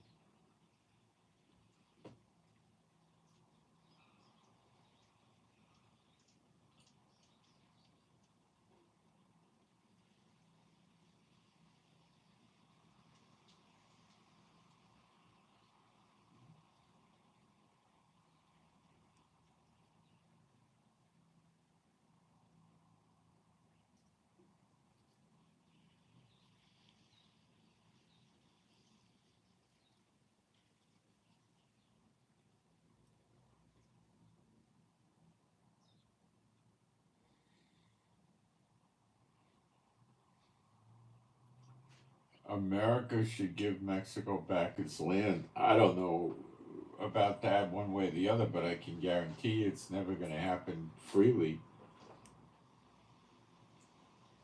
No, it's an iPad Pro. It's not a mini. America's never given any land back to Mexico unless Mexico comes by force and takes it. That's the only thing that counts.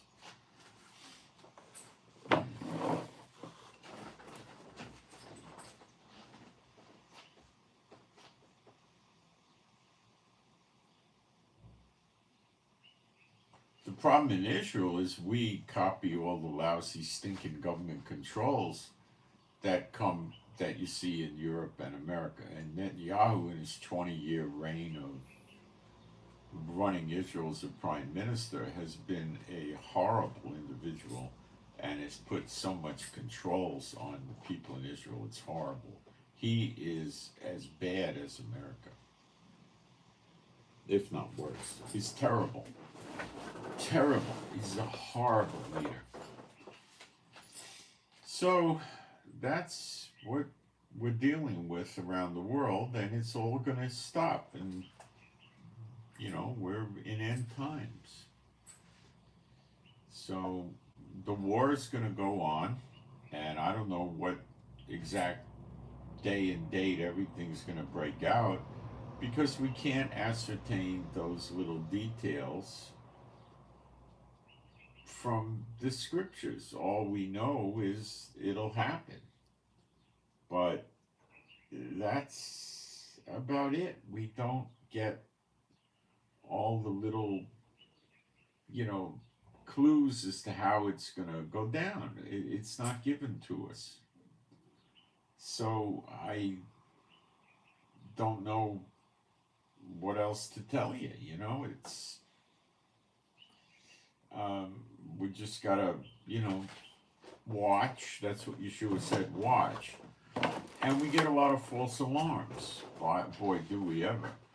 Do I think this war with China and Taiwan and North and South Korea, which will include Japan for sure, and the Philippines and Guam and probably Australia, do I think that's going to go away? No. Why?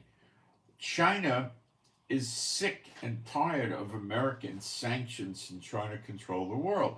And they've moved very carefully with BRICS, and they're trying to avoid physical confrontation if they can. They prefer to push BRICS forward and destroy America economically. That's what they want to do, which is what America's approach to them was with sanctions. And I don't think it's going to work. And China is trying like hard as they can not to go to war, but they want America to cut out all the nonsense, so they'll eventually go to war. The only you see, if America does nothing about BRICS, in a matter of months, the value of the dollar is going to be so low. Americans will be initially living like second world country, and then, you know, if prophetic time allowed, which it wouldn't, after about a year, they'd be living like a third world country, okay? People would be eating garbage, they'd be not buying clothes, they'd be wearing whatever they had. I mean, the gas prices, it wouldn't, you know, it's just going to fall apart.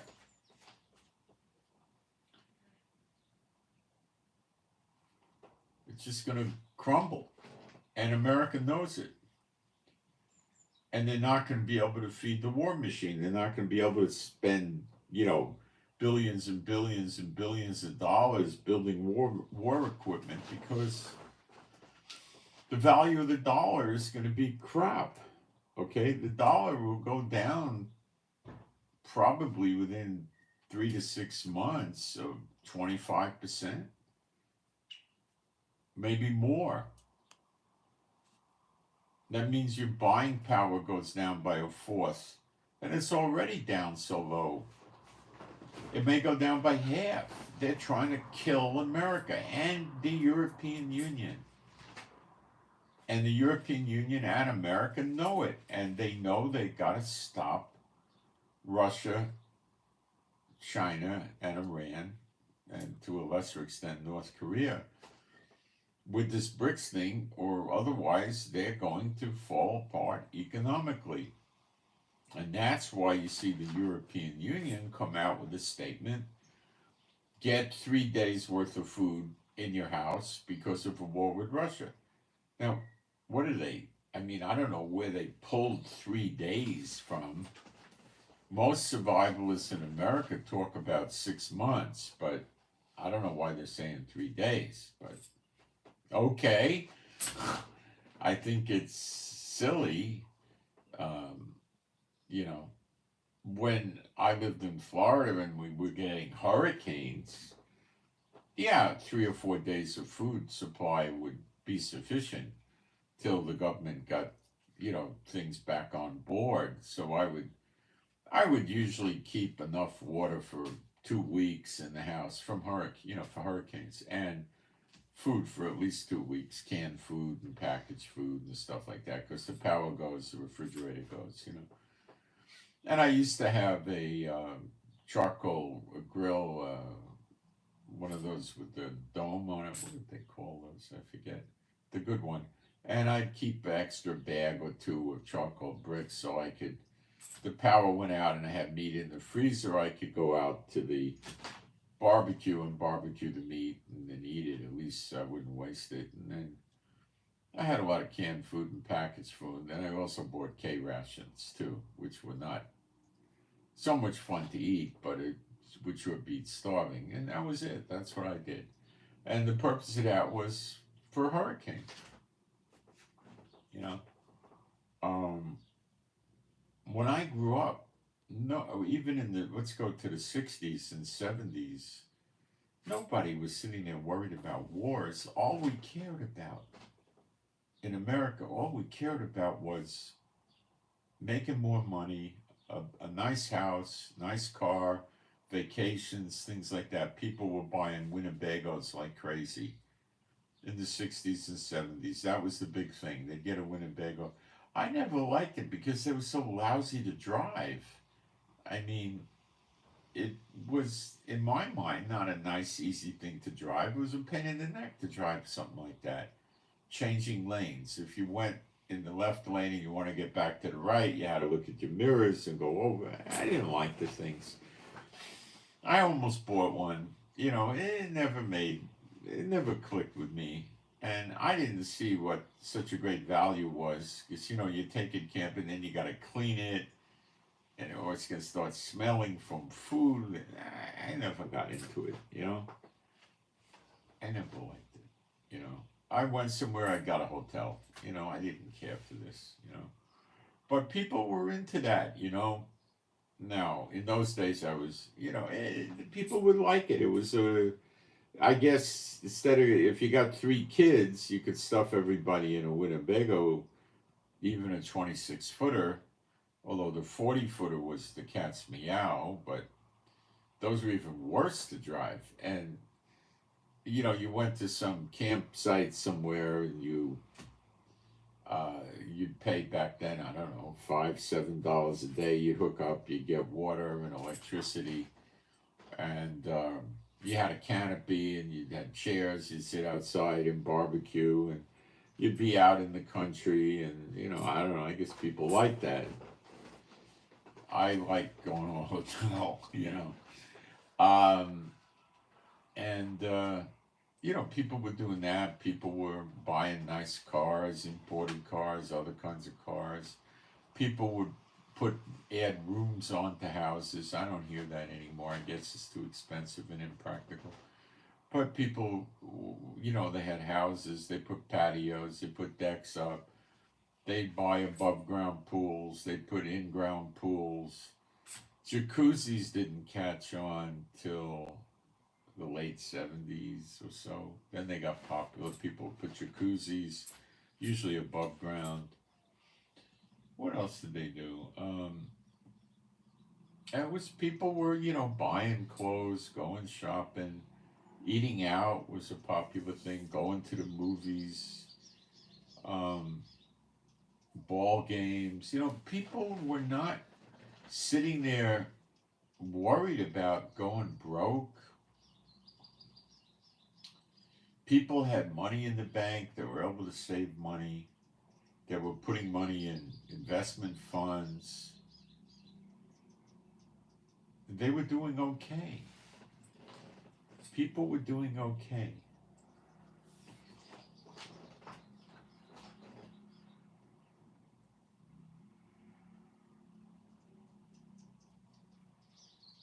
But not today. And the other thing is, there wasn't this virtual life. You know, um, when did we start with the cell phones? In the latter 80s, they had cell phones. They were this big. They were expensive to use. It wasn't really until well into the 90s that people had cell phones. But you didn't have people on the internet like you do today until the late 90s. So there weren't gamers. They had, pinball machine games. They had a little bit of it going on, but you weren't in an interactive environment with other players live or anything like that. That didn't exist. People didn't have cell phones per se, and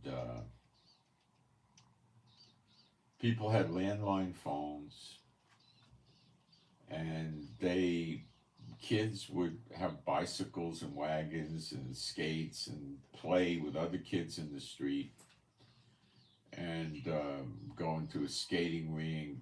Roller skating or ice skating was very popular. People went skiing, and people interacted outside. They didn't have this virtual life. And kids didn't live with their parents for a long time. A lot of kids went to college, and it was easy. When I was in undergraduate school, the rent on our apartment was $105 a month. It was a smallish one-bedroom apartment, which I always had a roommate, and we had air conditioner, and the place had a swimming pool and underground parking and above ground parking. And that's, life was easy, you know. I remember when we moved into an apartment at the beginning of the school year, we would go to the supermarket because you had to start with nothing. We would buy, because I went through this a few times, buy cheap silverware, buy cheap plates, salt, pepper, ketchup, mustard, steak sauce, lots of vegetables. We used to do frozen vegetables, bird's eye, and that kind of thing. And if they're still around, and we buy meats, generally various kinds of steaks and hamburgers, and, different things, sandwich meat maybe, eggs, and the bill would come to about $100 for all of this.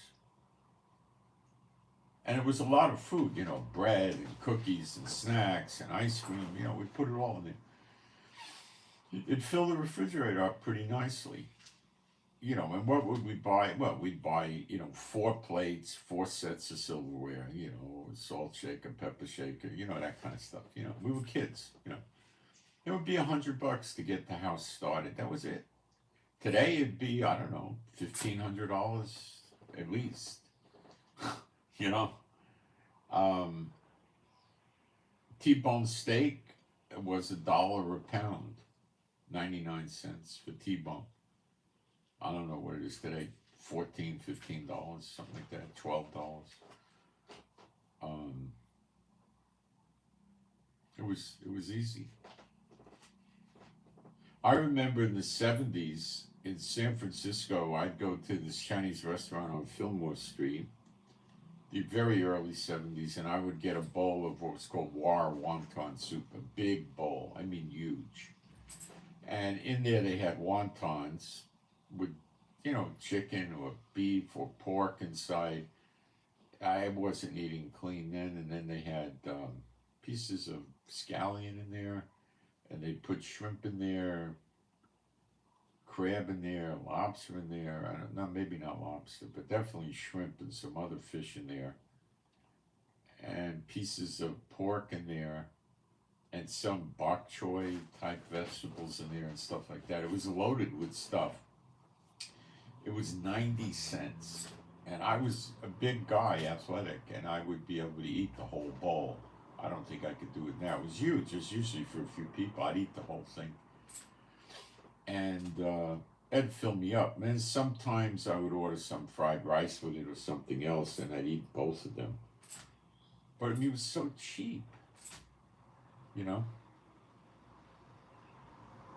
McDonald's hamburgers, the little ones, I remember they were,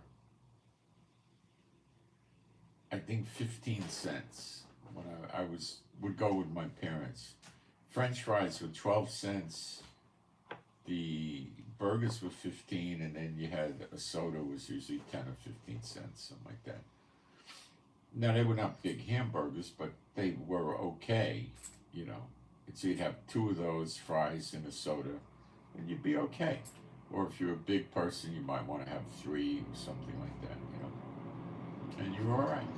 They had another hamburger chain called White Castle. They had mini hamburgers, and they used to sell those for 12 cents. And it had a bun, and the bun was full of air, and the burger was really small. But people used to buy 6 of them. Kids would get 6 of them and a soda and eat it, and that worked. It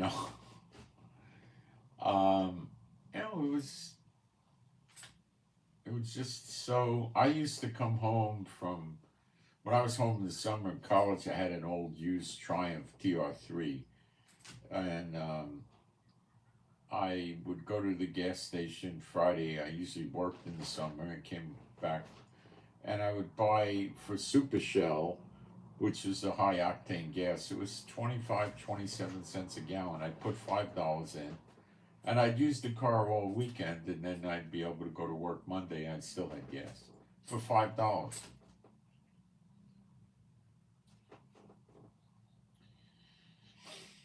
It's sure gone downhill, It really has. It really has. So I don't know why everybody's so in love with America. Why they're not waiting, Well, I mean, it's God's going to set up the earth differently, but it's good for the believers because you're not going to live with these tyrannical governments that work with Satan. And Satan makes you weary. That's what he does. And these governments are used by him to make you weary. If you're a Satan bot and you got a nice big business, you make even $2-3 million a year, you don't suffer from these things. You go to political party dinners and you give a lot of money to them. If you got any trouble, you call them up and they put the fix in for you. This kind of stuff goes on, I'm sure. And they don't care if a nice Cadillac's $160,000. They go buy it. They want it, they buy it. People buy cars for $500,000 today, $3 million. The top of the line Bugattis are $3 million, and I think there's a waiting list. It's crazy. In the 60s, a Rolls Royce, what they call it, Silver Cloud 3 or something like that, there was $16,000 list price. The equivalent today is a good $450,000, I think, something like that. It's hard to ascertain because Bentley and Rolls Royce split up. One of them is run by the Volkswagen people, and the other one, I don't know which one's which anymore. I think Bentley is Volkswagen, and Rolls Royce is still Rolls Royce or something like that. I don't know. But they're hundreds of thousands of dollars, You used to be able to buy those in the 70s. People would buy them used. I don't know, they'd have $5,000-$6,000 and they'd run around with a Rolls Royce. So let's say you owned a restaurant or a bar or a disco or something you wanted to, create a prestigious air to it. So you park your Rolls Royce in front of it, and people say, oh, look at Rolls Royce, that kind of thing,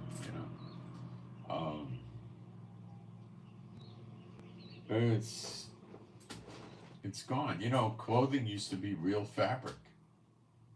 You had cotton, and then you had wool. That's what they sold in the stores. Shoes were made out of leather. They were lined with leather. Even a lot of the shoelaces were leather. And they put sometimes a rubber heel on it or a half heel in rubber so you had better traction, When you had a leather heel in a man's shoe with a leather sole, they would be a little slippery. They weren't so good. So if you bought them like that from the shoe store, you'd go to the shoemaker and he'd put a rubber heel on for you so you'd be able to get better grip, And then for playing ball, they had a thing where they had a brand called Cat's Paw, and they put a rubber sole on your leather sole, and it had points on it, like diamond-shaped points. And it was, a quarter of an inch thick, and it wore really well. And they would usually glue it on, or they would tack it in and glue it on. And then you had a rubber heel and hat. So you had your nice shoes. They looked nice, but you had a lot of grip on them, And as a kid, you could play ball because you had to wear real leather shoes to school. But you might want to get in the schoolyard early or after. You want to play ball, so you had these, and you had a grip. And Cat's Paw is gone, but they were a good company, and people used to do that. So shoes would last you if you took them back to the shoemaker. They had a half leather sole. You'd wear holes in your shoes. Now they got polymers, and I don't think they wear out that easy, but you'd wear a hole in your shoe, in your sole of your shoe.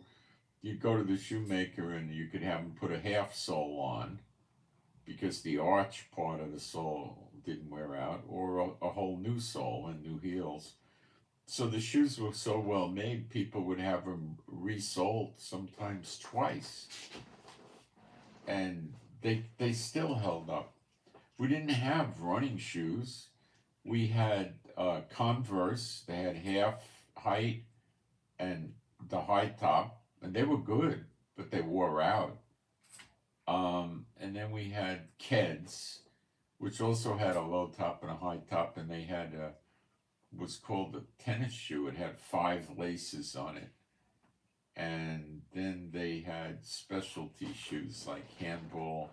Kids made handball sneakers that had a big rubber bumper on it and a flat sole. And what else did we have? They had tennis shoes that were rarely ever. The stores hardly carried those. They were just for people into tennis courts. So, you got your regular sneakers and you ran in them and you played basketball in them, you played softball, you did whatever you were going to do. That was it. We didn't have all these specialty sneakers, cross country and trainers and racers and for regular running and, all sorts of stuff. We never had any of that. Didn't know what it was as a kid. I used to like Converse, and the high tops were kind of better because I had ankle support to some extent, That was it, Sometimes we just use the low top in the warm weather. And that's what the kids had, or they brought the kids. And those were probably the kids and the Converse were, 85% of the sneakers sold. There were other off brands, but I never knew got them, And sneakers were $5, $7 a pair, We had Levi jeans, we had Wrangler jeans, and we had Lee jeans. We had all three. And we had Hanes sweatshirts. They were all cotton. They weren't anywhere near, they were warm, but they weren't like what the ones that paid. This is a Carhartt. This sucker is warm, but it's synthetics, The Hanes sweatshirts were a few bucks. They had a kind with, you pulled it over your head. They were gray, mostly. They probably had a couple other colors like black or something, but you almost always saw them in gray, and they had them with a round neck, then they had with a half zipper, then they had with a full zipper, and they had pockets in the front, like kangaroo kind of pockets. They were all cotton, but if you wore them under a coat, they'd keep you pretty warm, and you could get the hood out and put it over your head, and it would help. Coats were usually wool. Gloves were leather, mostly. Your shoes would get wet a lot because they were all leather, so what they did for rain, not snow, you had what's called rubbers. They would just cover your shoe. They'd come up to your ankle. You'd put them on. They were rubber things. You just put them on over your shoes, and you could step in puddles and keep your shoes dry. And then for snow and sleet and ice and hail, you had galoshes or boots, rubber boots you put on. They had either a zipper or a clasp. And they had a little felt lining in there too. And you would put them on over your shoes and stick your pants in them, and you could walk around.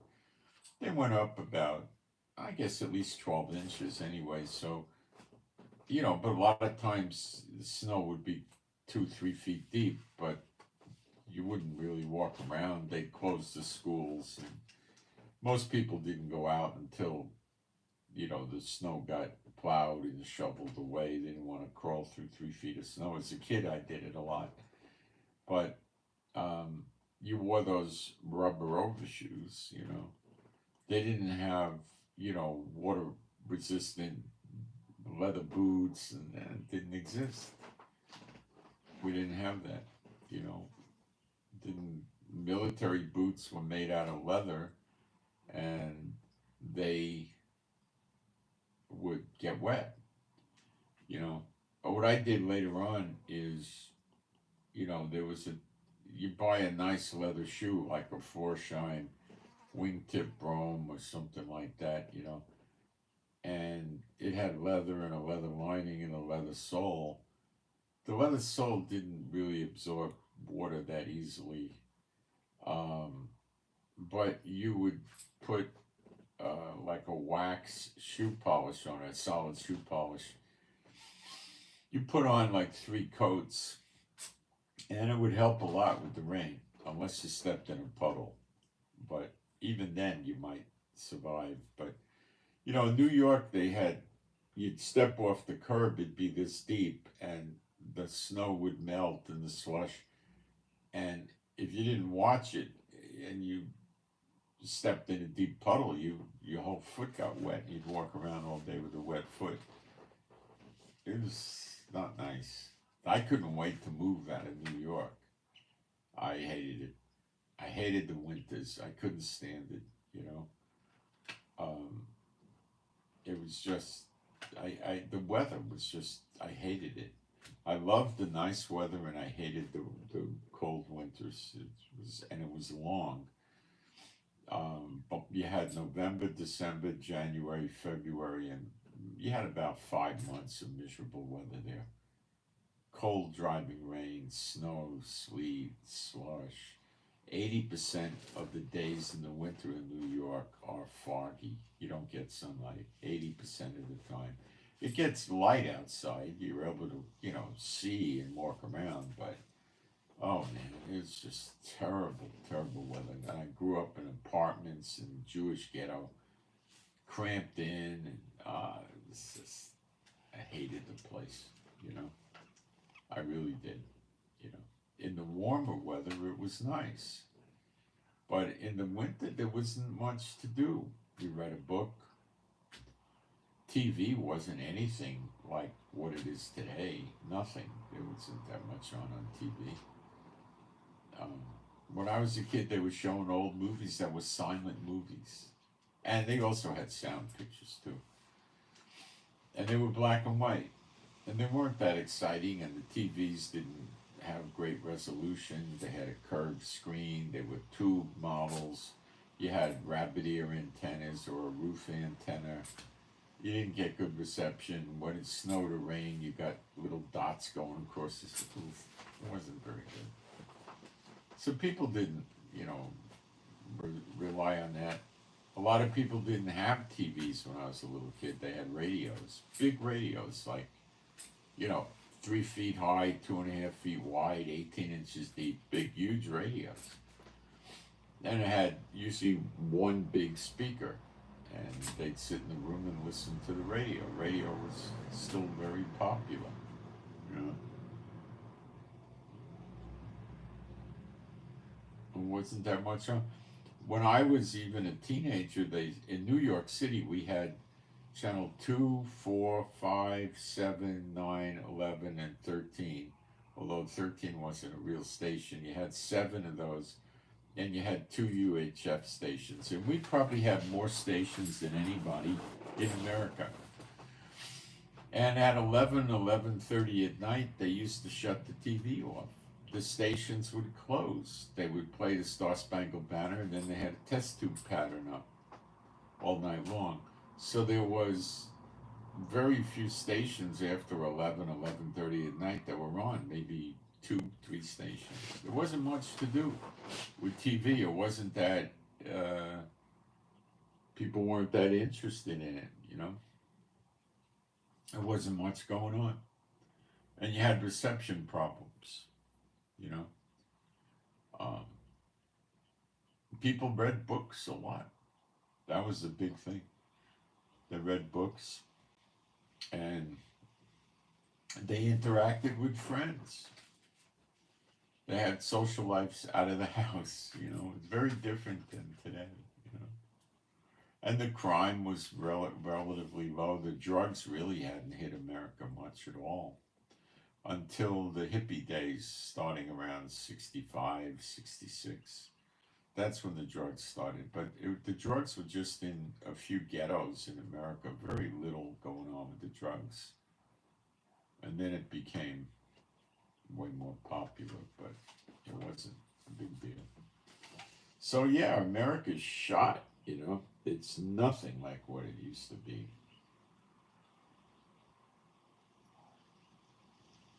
It's just nothing.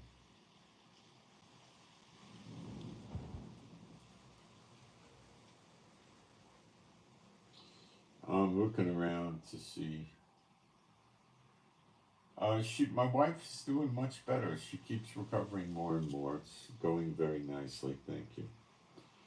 Let me check in my notes here.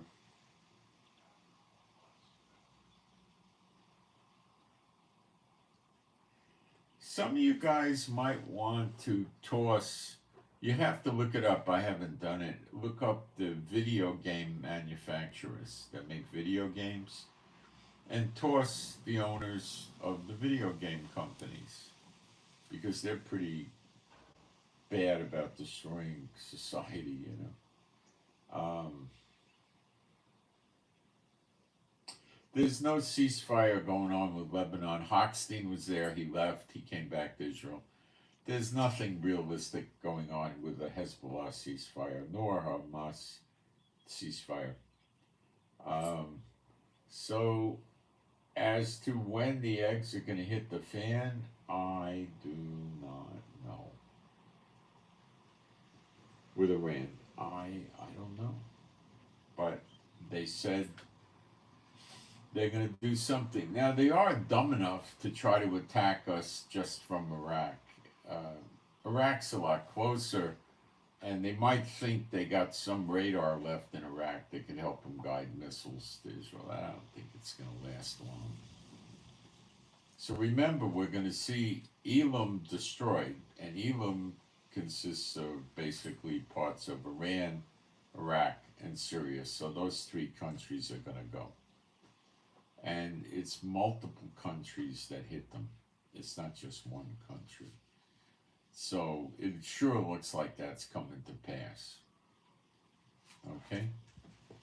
And basically that's what I got. I mean, let me take a look at my social media stuff here and see if I can pick up if there's any more developments going on. It'll take not a long amount of time. Hang on.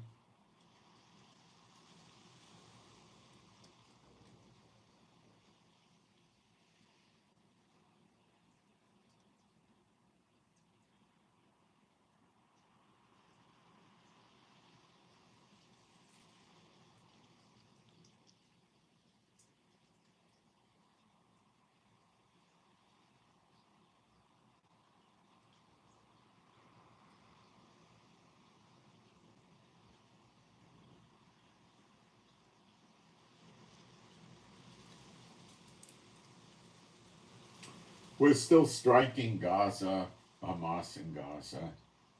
We were striking in our West Bank. We're striking in we're hitting Lebanon morning, noon, and night around the clock.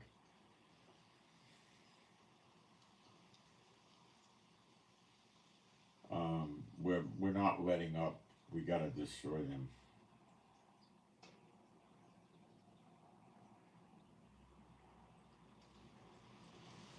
We're finding Nazi flags in Lebanon with the Hezbollah, the idiots, you know. Hitler destroyed Germany and they revere him.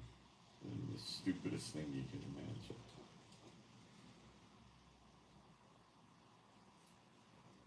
Look how Biden destroyed America.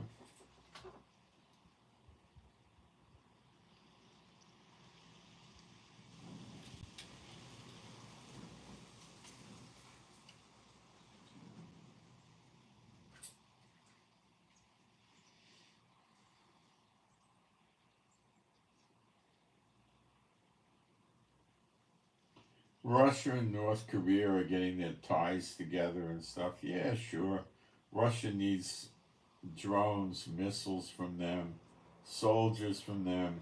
You know, Russia's playing up to them. Is Russia going to go stick his neck out and risk getting his head cut off for them? No chance. He's using them for what he could get out of them. That's all.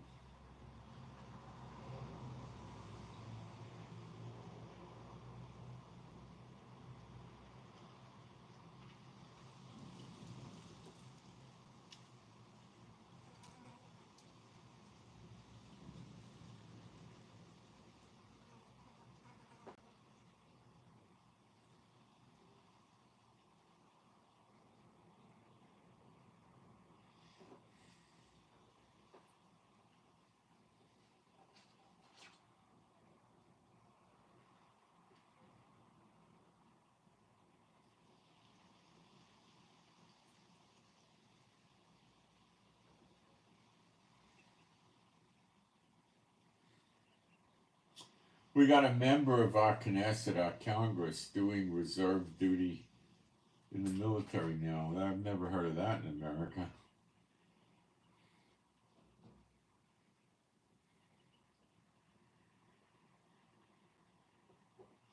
They say North Korea launched some intercontinental ballistic missile that's capable of hitting America. I wouldn't believe it. Don't believe that garbage.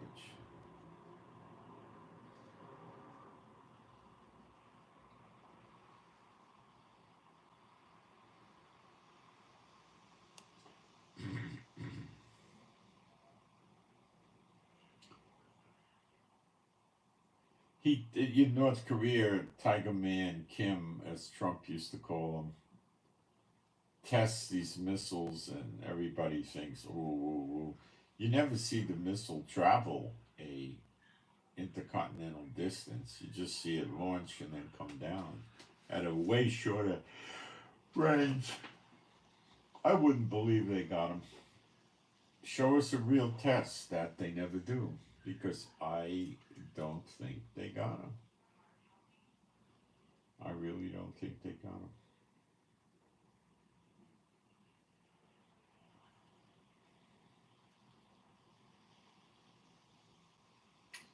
Just don't believe it.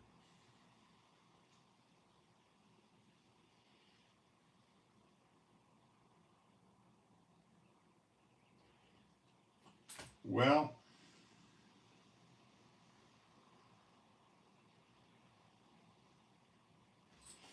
we'll wait and watch when and if Iran does start on us, and it may never come. They say it does, but they're also very scared of us.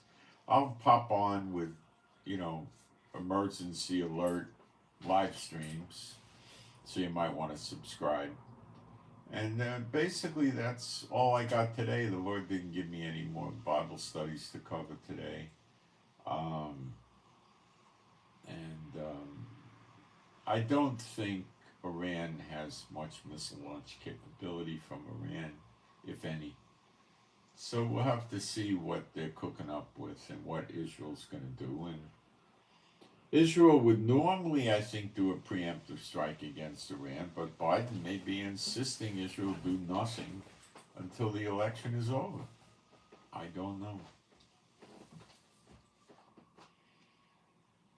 Or it could be the contrary. He's waiting and then he'll want us to do it. Maybe he wants it closer to the election so there'll be more chaos on election day and he could suspend elections. He may never suspend the elections. I don't know. But he might. I don't think any of us really know if Kamala or Trump's going to win the election. We don't know.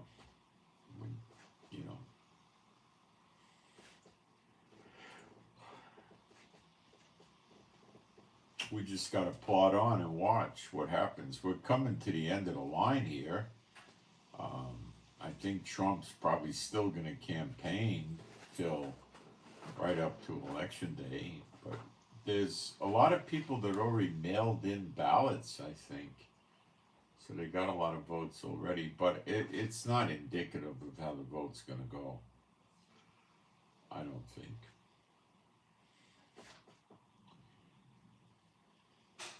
And that's what I got. So I send my shalom to all those who love Yeshua HaMashiach, and please pray for me and my wife. Pray for our peace, safety, protection, joy, healing. Pray for our finances. That's a good time for us to pray for that. Pray for our animals and pets, which are all rescues, to be happy, healthy, and whole. And that's what I got for now. And like I said, if it starts going down, I'll come on with emergency alert live streams. Okay. And it's nice if you hit the thumbs up button. And I'm out. Thank you.